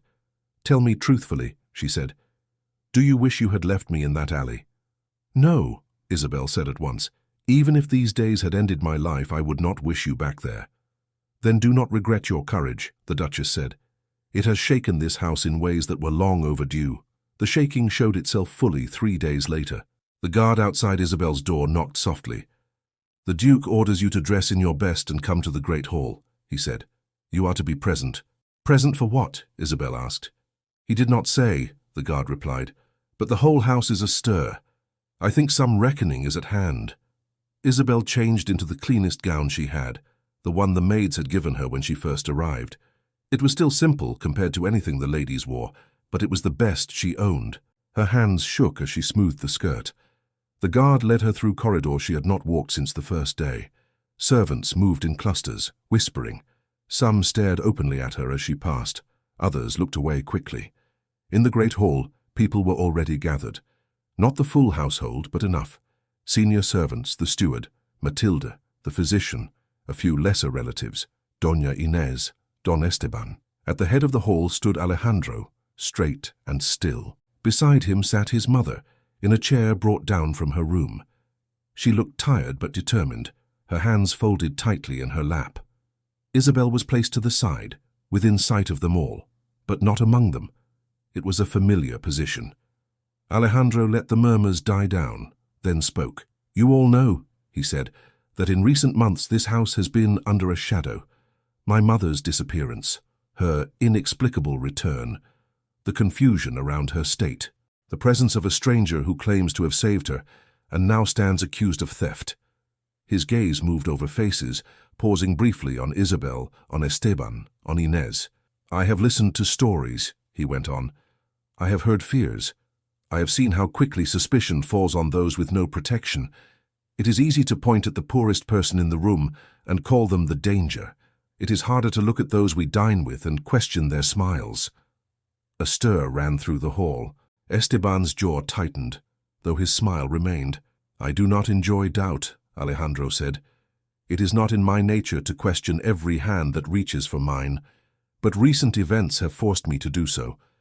I have spoken with the steward, with Matilda, with footmen, maids, guards. I have examined accounts, letters, reports from Seville. I have listened to my mother when her mind opens brighter for a little while. From all this, a pattern has appeared. I will speak it plainly, so that rumor does not shape it instead." He turned to the Duchess. "Mother," he said, "will you tell them what you remembered of Esteban's visits before you left?" She drew a breath. Her voice was not strong, but it carried in the quiet. "My nephew," she said, looking at Esteban, "came often with papers. He spoke of wills and guardianship, of the burden I placed on my son. He urged me to sign things I did not fully understand. When I hesitated, he pressed. When I went to you, Alejandro, you said you trusted him, that I need not worry, so I tried not to. But the more he spoke, the smaller I felt in my own house." She closed her eyes briefly. "One day, after too many words, I felt I could not breathe. I walked out.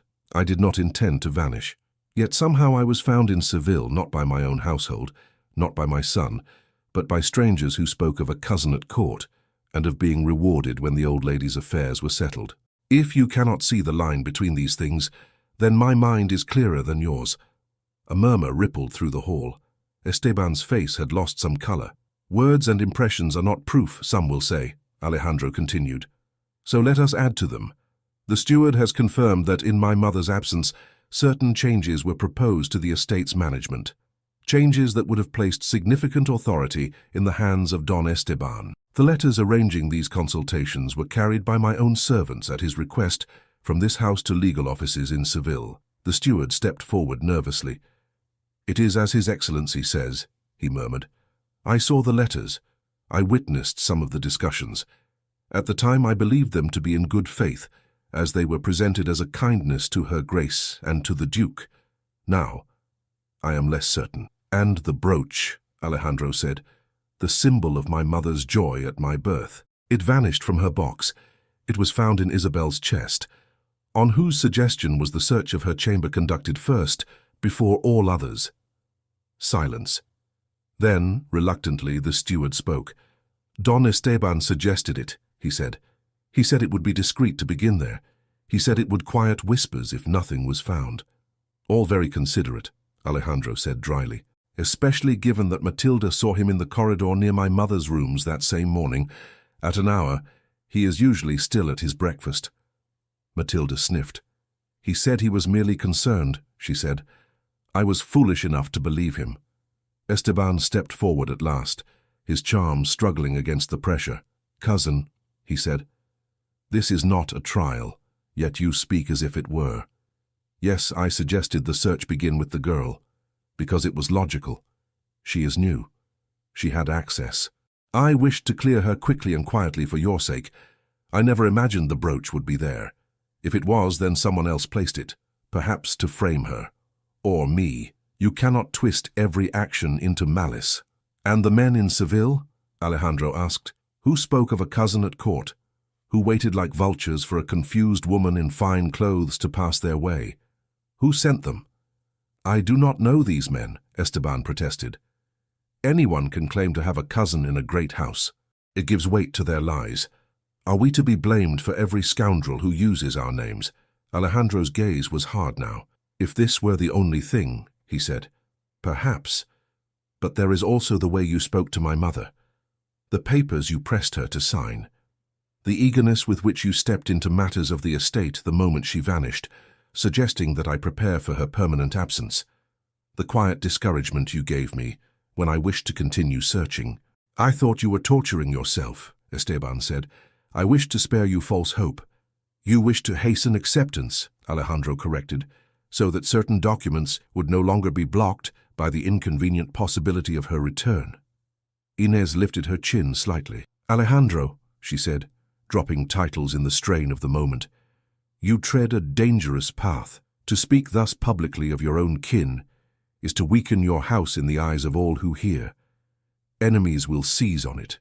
Allies will wonder if you can trust anyone." "If I cannot trust anyone," he replied, "it is because I trusted too easily when it suited others. I will not make that mistake again." He looked back at Esteban. "I do not have a signed confession from you. I do not have the men from the alley bound before us, but I have enough to see a pattern. At best, you allowed my mother to be pressured and frightened for your own gain. At worst, you laid the ground for her disappearance and sought to profit from it. In either case, you cannot remain here as you have been. Esteban's charm finally cracked. And what will you do? He asked. Cast me out. Parade your virtue while the world whispers that you turned on your own blood? I will do what is necessary to protect my mother, Alejandro said. You will leave this house today. You will go to the estate in the north. You will not involve yourself in any affairs of Cordoba. You will place yourself under the oversight of the family's legal advisor there, who will report to me. If you attempt to act beyond those bounds, I will not hesitate to make this matter more public than you would like. That is exile, Esteban said sharply. That is mercy, the Duchess said unexpectedly.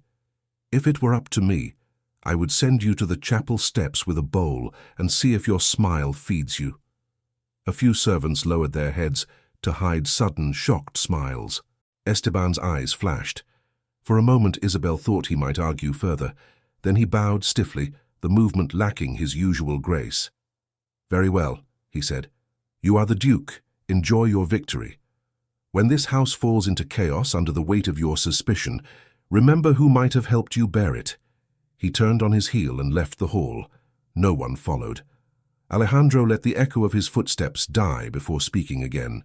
As for Doña Inés, he said, turning to her, I do not accuse you of plotting my mother's disappearance, but I cannot ignore that your counsel has often nudged me toward mistrust of those without titles while leaving me blind to those who shared ours. It is clear to me now that our views of loyalty differ. She met his gaze steadily. You think me selfish, she said. I think you have your own plans, he replied. Plans in which my heart and my house are pieces, not ends. Whatever future we might have considered together ends here. You will always be received with courtesy in this house, for the sake of your family's long friendship with ours. But that is all. A shadow crossed her face, quickly controlled. She curtsied perfectly. I understand, she said. I wish you wisdom in your choices, Alejandro. May they bring you peace. She stepped back into the crowd, her composure unbroken, but Isabel saw the tightness in her fingers. And now, Alejandro said, turning so that his gaze swept the whole hall again, one more matter. The name of Isabel Martín. Every whisper in the hall stilled. It was easy to believe her guilty, he said. She is poor. She is unknown. She arrived at the moment our troubles deepened.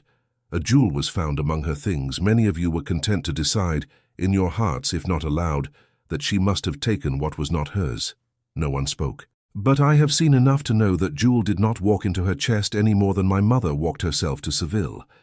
It was placed there by hands that wished us to look down instead of across. I will not oblige them. He turned toward Isabel fully now, his voice losing its formal hardness. You have been accused in front of this house, he said to her. It is only right that you be cleared before it as well. Isabel Martín, before all who hear me. I know now that you did not steal from my mother. I know that you protected her when others would have used her. I know that you have paid for your courage with suspicion and confinement. I cannot give you back the hours spent in this cage, but I can give you back your name. In this house it will no longer be spoken with doubt. He bowed his head slightly toward her, a duke bowing to a maid. It stole Isabel's breath. For a moment, she could not move. Matilde stepped forward, as if understanding that something must be done. She curtsied to Isabel, not deeply but clearly. Her name is cleared, she said. I will see that the staff know it. Others followed. The steward nodded awkwardly. The physician inclined his head. The kitchen master, who had slipped in at the back, tugged at his forelock. Not all bowed, but enough. The Duchess smiled. There, she said. You see, not all courage goes unpaid. Alejandro straightened. What you do with your name now is your choice, he said to Isabel. You are free to remain as my mother's companion, with wages and lodging worthy of that role. Or you are free to return to Seville, with whatever protection and assistance I can offer to make your path easier. I will not decide that for you. Isabel's throat felt tight. She managed only a small nod. Thank you, Excellency, she said. I will think. Do so, he replied. No one will hurry you. The gathering dissolved slowly. Servants drifted away, murmuring among themselves. The shape of their whispers changed. Don Esteban's absence hung in the air like a door closed on a draught. Inez slipped out quietly, her face composed. The Duchess touched Isabel's hand as she passed. "Come to my room when this noise dies," she said. "We have things to discuss that do not include brooches or cousins." Later, when the hall had emptied, Alejandro found Isabel in a small courtyard off the main corridor. She stood alone by a stone basin, watching the water tremble with each falling drop from a narrow spout. The evening light drew soft lines on the walls. He approached without his usual entourage. For once there were no servants hovering, no guards within earshot, just the sound of water and distant voices. "Do you wish to be alone?" he asked. She turned. "I am not sure what I wish," she said, "but I do not think your company will harm me." A faint smile touched his mouth. "High praise," he said. She almost smiled back. "You cleared my name," she added. "I owe you thanks." "You owe me nothing," he said. "I owed you justice. It took me too long to pay." She shook her head. "You listened," she said. "Many would not have. That is more than I expected when I first saw your crest at my door." He glanced at the water. "When my father died," he said quietly, "I swore I would never let this house be ruled by shadows. Yet I nearly allowed it. I nearly let fear of scandal weigh more than truth. You disrupted that." "I only did what anyone should do," she said. "If you call that disruption, this house needed it." He looked at her again, his expression open in a way she had not seen before. There was still control there, but also something else. Uncertainty, hope, a trace of tenderness. "In Seville," he asked, "before all this, did you ever think of a different life?" She laughed softly. "Often," she said. "Then I would remember how much bread cost and how little my hands could earn. Dreams do not fill plates." "And now?" he asked. "Now, when you look ahead, what do you see?" "Fog," she admitted. "And choices I never imagined. Remaining here as your mother's companion, leaving with more money than I have ever held, perhaps, and trying to build something of my own. Either way, there will be whispers. People will say I used the Duchess, or that I was used by you." He winced faintly. "By me?" She met his gaze steadily. "Do you think the world will not speak if a poor girl stays in a duke's house under his protection?" she asked. "They will not care what is true. They will say what pleases them." "That has always been true," he said. "Of me, of you, of anyone with a pulse." "Yes," she said, but their words fall harder on those with less cushion beneath them. He stepped closer, not so close as to be improper, but enough that his voice could drop. "Isabel," he said, and her name in his mouth sounded different now, less like a subject, more like a person. "There is another choice I did not mention in the hall, because it is not a matter to be paraded before servants and distant cousins." She felt her heart quicken. "Another choice?" she repeated. "Yes," he said. You can remain as my mother's companion. You can leave and build your own life. Or you can consider a life at my side, not as a guest, not as a servant, as my wife." The courtyard seemed to still. Even the droplets of water felt slower. She stared at him. "Your wife," she said, as if testing the words. "Yes," he answered. "I have resisted speaking it aloud. It has been growing in me since the day I saw you standing in that cramped room, facing me without bowing your spine. Each time you argued with me, each time you comforted my mother, each time you held to your truth when it cost you, I found it harder to pretend you were only a chance stranger. I thought it was gratitude at first. Then admiration. Then it was simply you." He looked away briefly, as if gathering courage of his own. "I know what people will say," he went on. "That I have lost my mind, that I have betrayed my class, that I have let a serving girl ensnare me. I know the burdens such a union would place on you.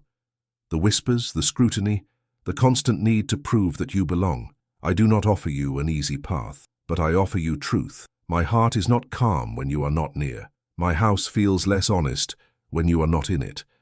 I cannot imagine building a future without your voice in it, challenging me when I err." Her throat closed around words. "You hardly know me," she managed. "I know enough," he said softly. "I know how you act when no one seems to be watching. That tells me more than any formal introduction ever could. What I do not know, I wish to learn. If you will let me." Tears stung her eyes, not of pain now, but of overwhelm. She turned away slightly, pressing her palm to the cool stone of the basin. "You place a heavy choice before me," she said. "I know," he replied.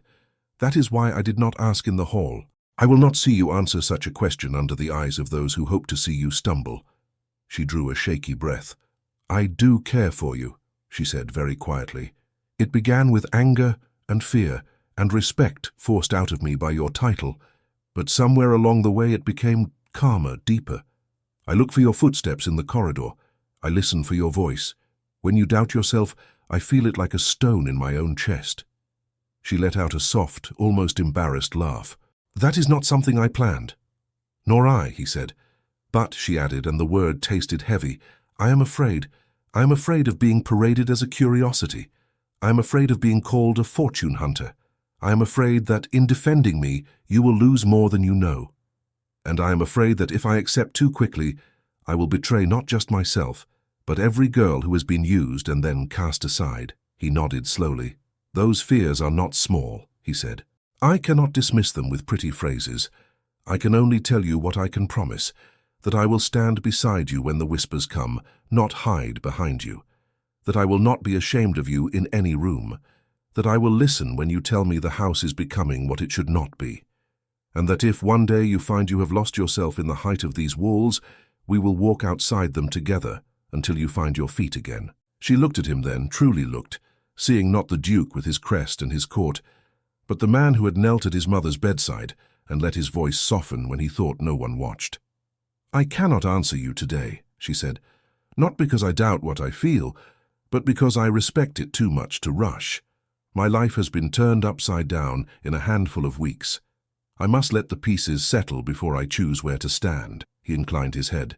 "Then I will wait," he said simply, "for as long as it takes for you to be sure. Whatever you decide, I will keep my word about your freedom. If you choose to go, I will not hold you with guilt." "Thank you," she whispered. He stepped back, giving her space again. "My mother will want to speak with you," he said. "She hinted as much. I suspect she has her own thoughts on the matter." "She already told me not to let you make me smaller than I am," Isabel said, a faint smile returning. "Then she speaks wisely," he replied. "I will leave you now. If I stay, I might be tempted to ask you again, and that would be unfair." He turned and walked away, his steps measured. Isabel watched him go, her heart beating too fast and too slow at once. Later that evening, in the quiet of the Duchess's chamber, the older woman studied her face with keen, if tired, eyes. "He has spoken, has he not?" the Duchess asked. "About the brooch, about Esteban," Isabel replied. "Do not play foolish with me," the Duchess said. "I may forget where I left my comb, but I know the look of a woman who has been asked to bind her life to someone else's." Isabel flushed. "He has spoken," she admitted. "And?" the Duchess pressed. "I asked for time," Isabel said. "My heart is not light enough to leap without looking." "Good," the Duchess said. "Leaps are for children and fools. Women choose. They do not leap." She reached for Isabel's hand. "Whatever you decide, child, make sure it is your decision. Not mine, not his, not the whispers." "I am trying," Isabel said. "Then you are already farther ahead than most brides," the Duchess replied dryly. That night, when Isabel returned to her antechamber, not as a prisoner now, but as a guest who had not yet chosen her room, she stood at the small window and looked out over the darkened courtyard. Somewhere beyond, Alejandro would be in his study, dealing with ledgers and letters and the consequences of the day. She pressed her hand lightly over her heart, feeling its unsteady rhythm. Her name was cleared. The shadows around the Duchess were thinning. The house had shuddered and settled into a new shape. The worst dangers had been faced. What remained was a quieter danger, one that lived not in alleys or corridors, but in choices and promises. She did not yet know which path she would take. But for the first time in her life, the choice itself felt like a gift, rather than a distant dream. The next morning, Isabel woke before the bells. For a moment she did not remember why her chest felt so tight. Then the courtyard scene rushed back to her. The water, the evening light, Alejandro's voice asking her to be his wife, her own trembling answer asking for time. She sat up slowly in the narrow bed of the antechamber. The house was quiet still. Only a faint clatter far off hinted at kitchens waking. She dipped her hands in the basin, letting the cool water steady her. When she lifted her head, the face in the small mirror was the same as always. Dark hair, clear eyes, the simple features of a girl born in Seville's back streets. Yet something in her gaze had changed. There was a question there that had never been asked before. A light knock sounded. "Yes?" she called. Matilda opened the door with unusual delicacy. "Her Grace asks for you," she said.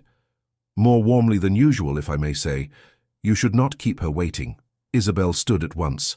"Is she unwell?" she asked. "She is, as she has been," Matilda answered. "Some moments bright, some clouded. Today seems a bright one. Come." The Duchess's chamber was filled with morning light. Doña Mercedes sat by the window, shawl over her shoulders, a cup of chocolate on the table nearby. When she saw Isabel, her face lit up. "Ah, there you are," she said. "Sit. I have been impatient. An old woman's privilege." Isabel came closer. "Are you sent for me?" "I went to sleep with your face in my mind and woke with it still there," the Duchess said. "That usually means my thoughts have business with someone. Sit." Isabel took the chair beside her. "He told me," the Duchess went on at once.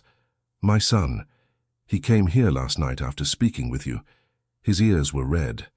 That is how I know when his heart has walked ahead of his head." Isabel flushed. "I did not expect him to speak of it so soon," she murmured. "He tells me more now," the Duchess said. "He is learning that secrets weigh more than they protect." She studied Isabel's face. "He asked you to marry him." "Yes," Isabel said, the words small and large at once. "And you did not fling yourself at his feet in gratitude," the Duchess added, a small smile tugging at her mouth. "You asked for time. Thank heaven. For a moment I feared you were sensible. Do you think it is foolish to hesitate?" Isabel asked softly. "I think it is wise," the Duchess replied. "Love is not a rope that drags us, it is a path we choose. You have walked many hard roads, child. You know the value of choosing one with your eyes open." Isabel looked down at her hands. "I am afraid," she admitted, "of what people will say, of what I might become, of losing myself inside these walls." The Duchess reached out and took her hand, her grip surprisingly firm. "Come," she said, "help me stand. My legs need reminding they still exist." Isabel rose and supported her. Together they walked slowly to the window. Outside, the inner courtyard spread below, with its clean stone and small patch of greenery. "Look," the Duchess said. "What do you see?" "Servants," Isabel said, "carrying linens, a boy sweeping, a girl with a basket." "And beyond them?" the Duchess pressed. "The walls," Isabel said. "High ones." "Yes," the Duchess nodded. "High walls. When I was young and first came here as a bride, I saw those walls and thought they were arms. They held me. They kept the world out. Later, when my husband died and every cousin with ink on his fingers told me what to sign, I looked at those same walls and saw a prison. They had not moved. I had." She turned to Isabel. Her eyes were clear, lit by old pain and new understanding. "Cordoba will not change its stones for you," she said. "Its walls will be walls. Some days they will feel like safety, some days like a cage. The only difference will be the person walking between them. If you choose my son, promise me you will not shrink to fit other people's patterns. Promise me you will make this house more like your small room in Seville than that alley where we met." "How could I?"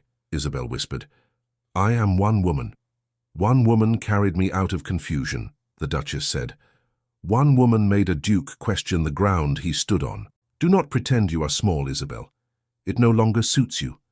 Isabel smiled despite herself. "You speak as if you have already decided," she said. "I have," the Duchess replied. "But my decision is only mine.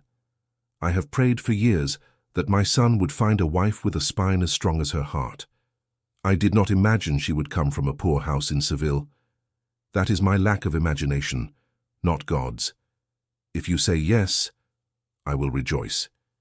If you say no, I will mourn, but I will still bless you. Because you will have chosen honestly." Isabel swallowed hard. "How did you choose?" she asked. "When you married?" The Duchess's gaze grew distant. "I was told," she admitted. "My father chose. The title was good, the estate strong. Your future is secure," he said. "Love will come." She smiled sadly. "Love came in its way, but there were days I envied the women in the streets who could at least choose the men who broke their hearts. I do not wish to envy anyone's sorrow, Isabel said.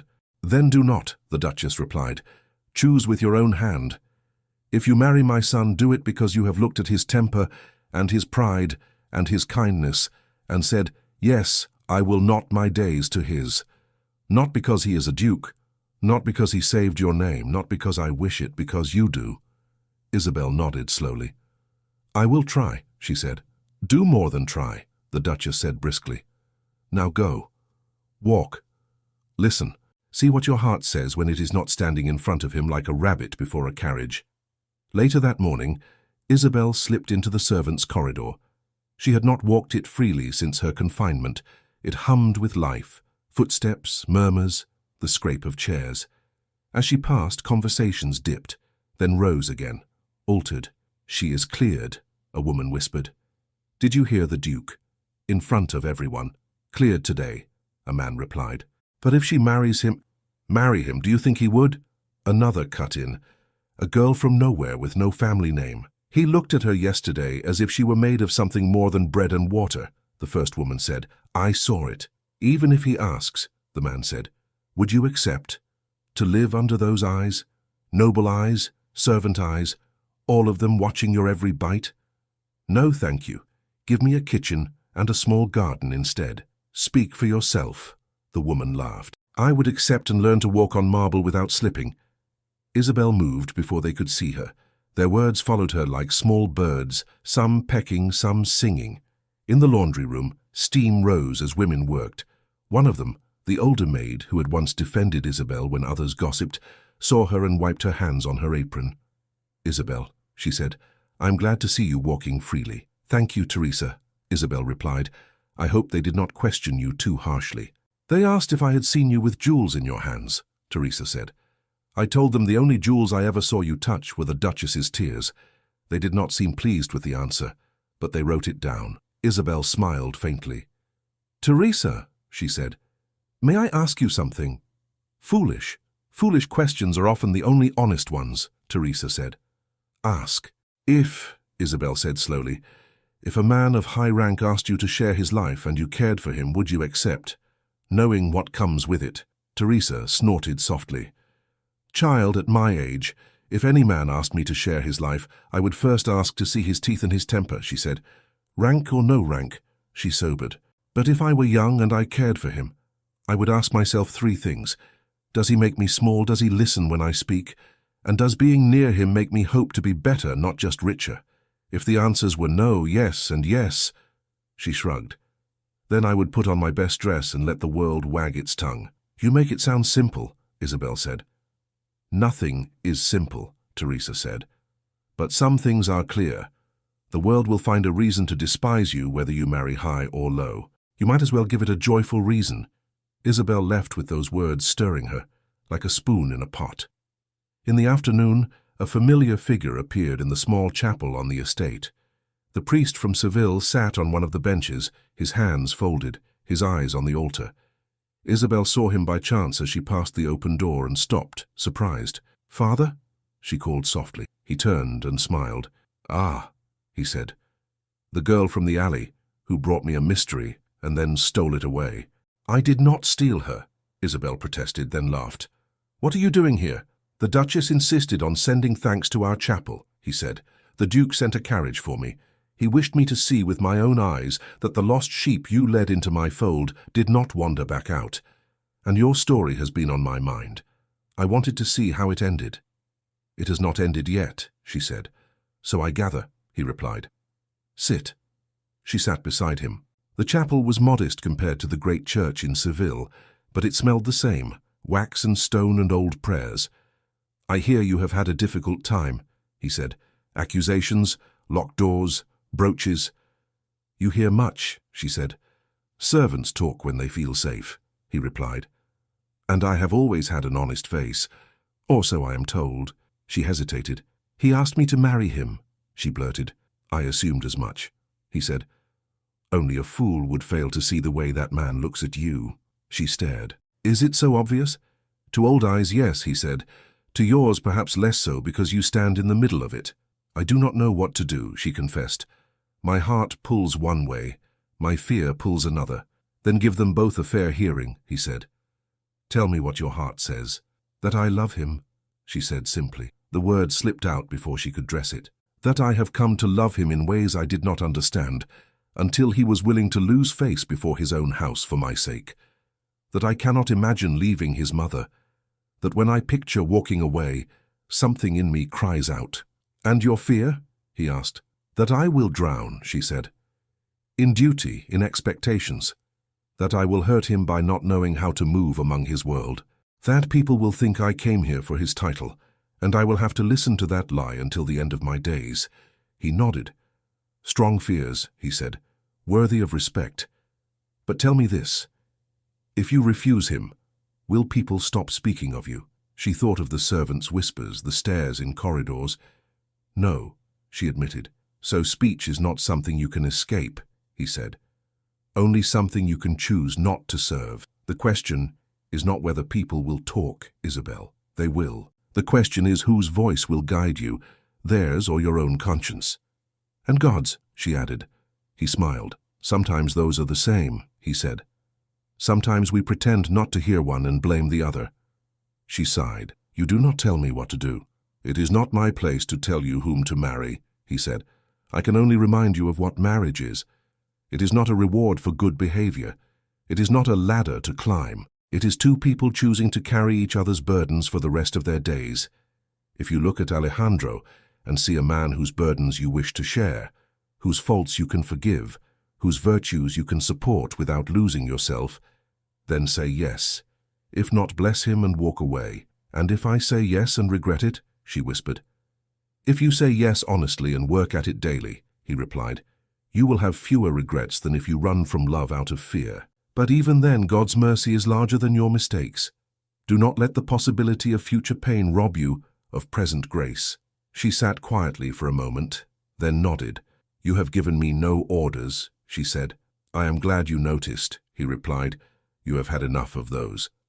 That evening, as the sun sank and the stone of the palace warmed with the memory of the day, Isabel walked into the small courtyard where Alejandro had first spoken his heart. The fountain murmured. The air was still. He was there as she had hoped, standing with one hand on the low wall, his eyes on the sky turning golden. He heard her steps and turned. Isabel, he said. She came closer. Her heart hammered, but her feet felt sure. You asked me once what I see when I look ahead, she said. Fog, I told you, that was true. But fog does not mean there is no road. It only means I cannot see the end of it. And now? He asked quietly. Now, she said, I have walked a little further. I have listened to your mother, to the servants, to a priest, to myself. The fog is still there, but there is enough light to see your hand held out. I know what I want to do with mine. She took a breath. Alejandro, I do not know how to be a duchess. I do not know which spoon to use or which cousin must sit beside which at dinner. I will stumble. I will anger people who believe they were born to look down on me. I cannot promise you an easy life at my side. He stepped closer, his gaze steady. Nor can I promise you ease at mine, he said. I will be stubborn. I will work too late. I will sometimes forget that you are not one of my ledgers, to be balanced and closed. But I can promise that I will learn, that I will listen when you say I have wounded you, that I will never be ashamed to call you my wife. She smiled then, through the tears that had gathered. Then, she said, her voice firm. Yes, his breath caught. Yes, he repeated. Yes, she said again. I will marry you, not because you are a duke, not because you cleared my name, because when I imagine my days without you, they feel smaller than they should, because you have shown me the man beneath the title, and I find that I love him, because I wish to stand beside you when the walls feel like arms and when they feel like a cage, and remind you of the girl you carried out of the alley who would not let you look away. For a heartbeat, neither of them moved. Then Alejandro's shoulders dropped, as if a weight he had been holding for days finally slid from him. A quiet laugh escaped him, half joy, half disbelief. I had prepared speeches, he said. Words about honor, about offering you security, about facing the world together. They all seem clumsy now. Then do not speak them, she replied. Speak the ones that are left. He reached out and took her hands. Isabel Martin, he said, his voice low and roughened by feeling. You came into my life the day you refused to let my mother be treated as a lost object. You forced me to look at my own house, my own choices, my own heart. You have been a mirror and a fire. If you stand beside me, I will be a better man than if I stand alone. I love you. I do not know how to say it in prettier words. I only know it is true. Tears slipped down her cheeks. She did not hide them. Those words are enough, she said. More than enough. He lifted her hands to his lips and pressed a kiss to her fingers, one after the other, as if sealing a vow in silence before speaking it aloud to the world. The gesture was simple, almost old-fashioned, yet it made her knees tremble more than any flourish would have. When shall we tell my mother? He asked. She already knows, Isabel said, laughing softly. She knew before I did, but we will tell her anyway. She deserves to hear it twice. Word spread quickly. It had a way of doing that in any house, but especially here. By the next day, the servants were buzzing like a disturbed hive. The Duke is to marry the girl from Seville, one said. He stood with her in the courtyard, holding her hands like a common man, another breathed. Common men hold hands, Teresa said tartly. Dukes should try it more often. Doña Inés heard the news with a still face. When she encountered Isabel in a corridor, she stopped and inclined her head. Señorita Martin, she said, or should I say, soon-to-be Her Grace.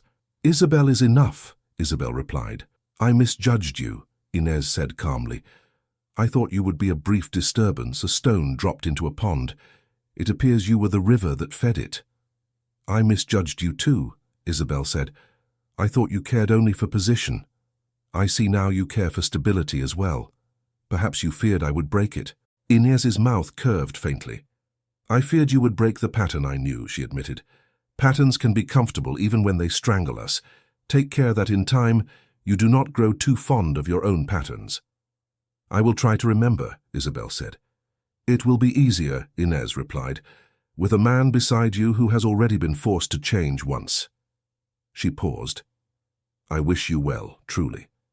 And if you ever need someone to handle the cousins you do not know where to seat, send for me. That battlefield at least I know. The wedding was not the grandest ceremony Córdoba had ever seen, but it was perhaps the most watched. Alejandro insisted that it be held in the estate's chapel, not in the distant cathedral. This house was shaken by what happened under its own roof, he explained. Let it also see its healing here. Invitations went out to the necessary nobility, of course. Carriages arrived with ladies in silks and gentlemen in polished boots. But Alejandro also sent for the priest from Seville and for the owner of the poor house where Isabel had rented her room. He even sent a messenger to the bakery near the cathedral. On the morning of the wedding, as Isabel stood in a small room putting on the simple but well-made gown the Duchess had insisted on giving her, there was a knock. She turned. Her breath caught. The baker's wife stood in the doorway, hands on her hips, eyes wet. Look at you, she said. When you bought bread that morning, I never imagined you would marry a duke. Neither did I, Isabel said, laughing through tears. Thank you for coming. I would not have missed it, the woman said. She stepped forward and straightened a fold of the gown with brisk tenderness. When they told me what you had done, I baked an extra loaf and said a prayer. Not that you would be rewarded with jewels and carriages, that you would not lose yourself. Keep that promise, I will try, Isabel said. The Duchess entered next, walking carefully, supported by Matilda on one side and a cane on the other. Her eyes shone. Dismiss everyone, she said. I want a word with the bride. When they were alone, she took Isabel's face in both hands. You are sure? She asked. It is not too late to run. I am sure, Isabel replied. If I ran now, it would be from myself. Good, the Duchess said. Then stand still. She traced a small cross on Isabel's forehead. You brought me home, she said. Now you will be this house's heart. When my mind wanders, I will look for you. When my son forgets who he is beneath his title, remind him. And when you forget who you are beneath any of this, come sit on my bed and let us be two women who have made painful choices and survived them. I will, Isabel whispered, voice thick. Now let us go, the Duchess said, before I weep and smudge your face. The chapel was full. Candles burned steadily. The murmur of voices quieted as Isabel entered on the Duchess's arm. There was no father to lead her. She did not feel the lack. On her other side walked the priest from Seville, chin lifted, as if guarding her with his calm. Alejandro waited at the front, his eyes fixed on her. He had never looked at her that way in public before, with all his walls down. She walked toward him, step by step, feeling each one as if it engraved itself into the stone. She saw the nobles watching, some curious, some disapproving, some secretly delighted at the scandal. She saw the servants gathered in the back, faces open, some smiling openly, some hiding tears. When she reached him, the world narrowed to his gaze. "Are you ready?" he asked softly. "Yes," she said, "for the ceremony and for what comes after." The words spoken over them were simple, promises to love, to honor, to support, to forgive. Isabel spoke her vows clearly, her voice steady. Alejandro's voice trembled once, then strengthened. The priest joined their hands. The Duchess, from her seat nearby, whispered, "God help them," with a tender smile. When it was done, when they were pronounced husband and wife, there was a moment of stillness, as if even the air had paused. Alejandro lifted Isabel's hand to his lips again. This time the kiss was not private, but she felt no shame in it. The first to cry out was Teresa. "Long live her grace," she shouted, voice breaking.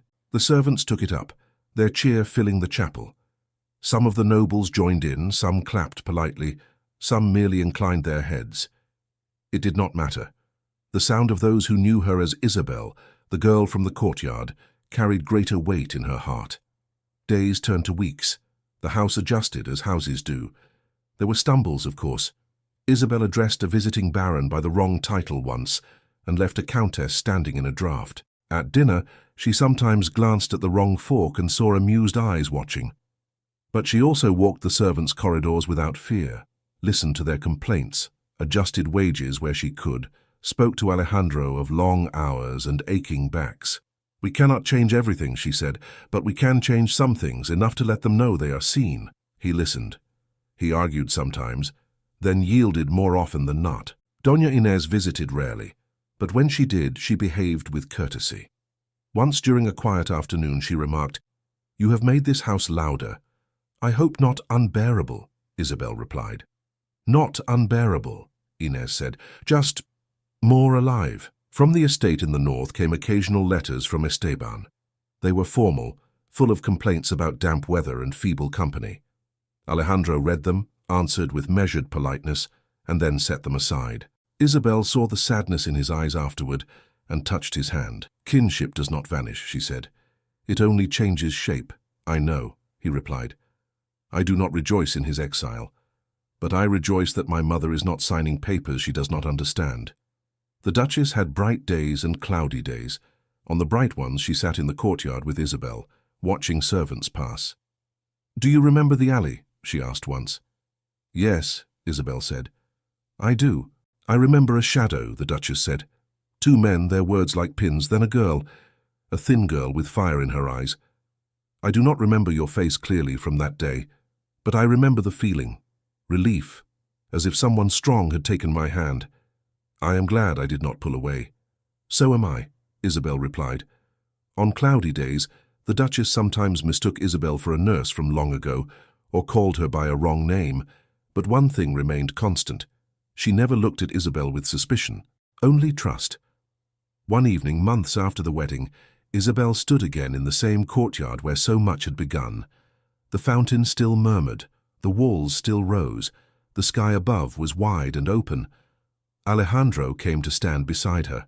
"Do you regret it?" he asked quietly. "Any of it?" She turned to him, surprised. "You ask that now?" "I promised to ask," he said, "not to assume." She took his hand. The gesture no longer shocked her. It felt like breathing. "There are mornings," she admitted, "when I wake and forget where I am, when I expect to see my small ceiling and hear the neighbors arguing through thin walls. In those moments, I feel a pinch in my chest for the girl who did not have to worry about seating charts." "And then?" he asked. "And then I hear your mother calling me," she said, "or I hear you arguing with a steward over the cost of firewood, and I remember that this is the road I chose, with all its stones and all its flowers." She smiled. "No, Alejandro, I do not regret it. Not even the hard parts, because they mean the choice was real." He exhaled, tension he did not admit leaving his shoulders. "Nor do I," he said. "Though I admit, when I see certain faces still stiffen at the sight of you wearing my mother's jewels, I long to take their titles and send them to the north with Esteban." "You will not," she said gently. "No," he agreed. "I will not. But I think about it." She laughed, leaning her shoulder lightly against his arm. "Let them look," she said. "They cannot change the truth. A girl from Seville walked into an alley and chose not to look away. The rest followed from that. Whatever they say, they cannot take that from me." He looked at her with a warmth that had nothing to do with titles. "You have changed this house," he said, "more than any law I could sign." "And you have let it change," she replied. "That is its own kind of courage." They stood in silence for a moment, listening to the water. In another part of the estate, a maid told a kitchen boy, "Do you know the story of how the Duchess came here? She was a servant like us. She saw someone in need and stepped forward. Now look." The boy shook his head in wonder. "Do you think something like that could happen again?" he asked. "Not in the same way," the maid said. "Stories rarely repeat. But every day we pass aisles and alleys of our own. We can choose to walk by or not." Back in the courtyard, Isabel lifted her face to the evening sky. The walled world around her no longer felt like a cage. It felt like a place she had planted something in, something that would outlast even her, a way of seeing people not by their birth but by their choices. She knew there would be more trials, illness, quarrels, misunderstandings, years that wore on patience. She did not romanticize them away. But beside those shadows stood other images. Alejandro's hand in hers, the Duchess's soft smile, servants walking a little straighter, a young maid dreaming that courage might change her life too. Isabel had once believed the sky belonged to others. Now, standing within high walls and holding a duke's hand, she understood something truer.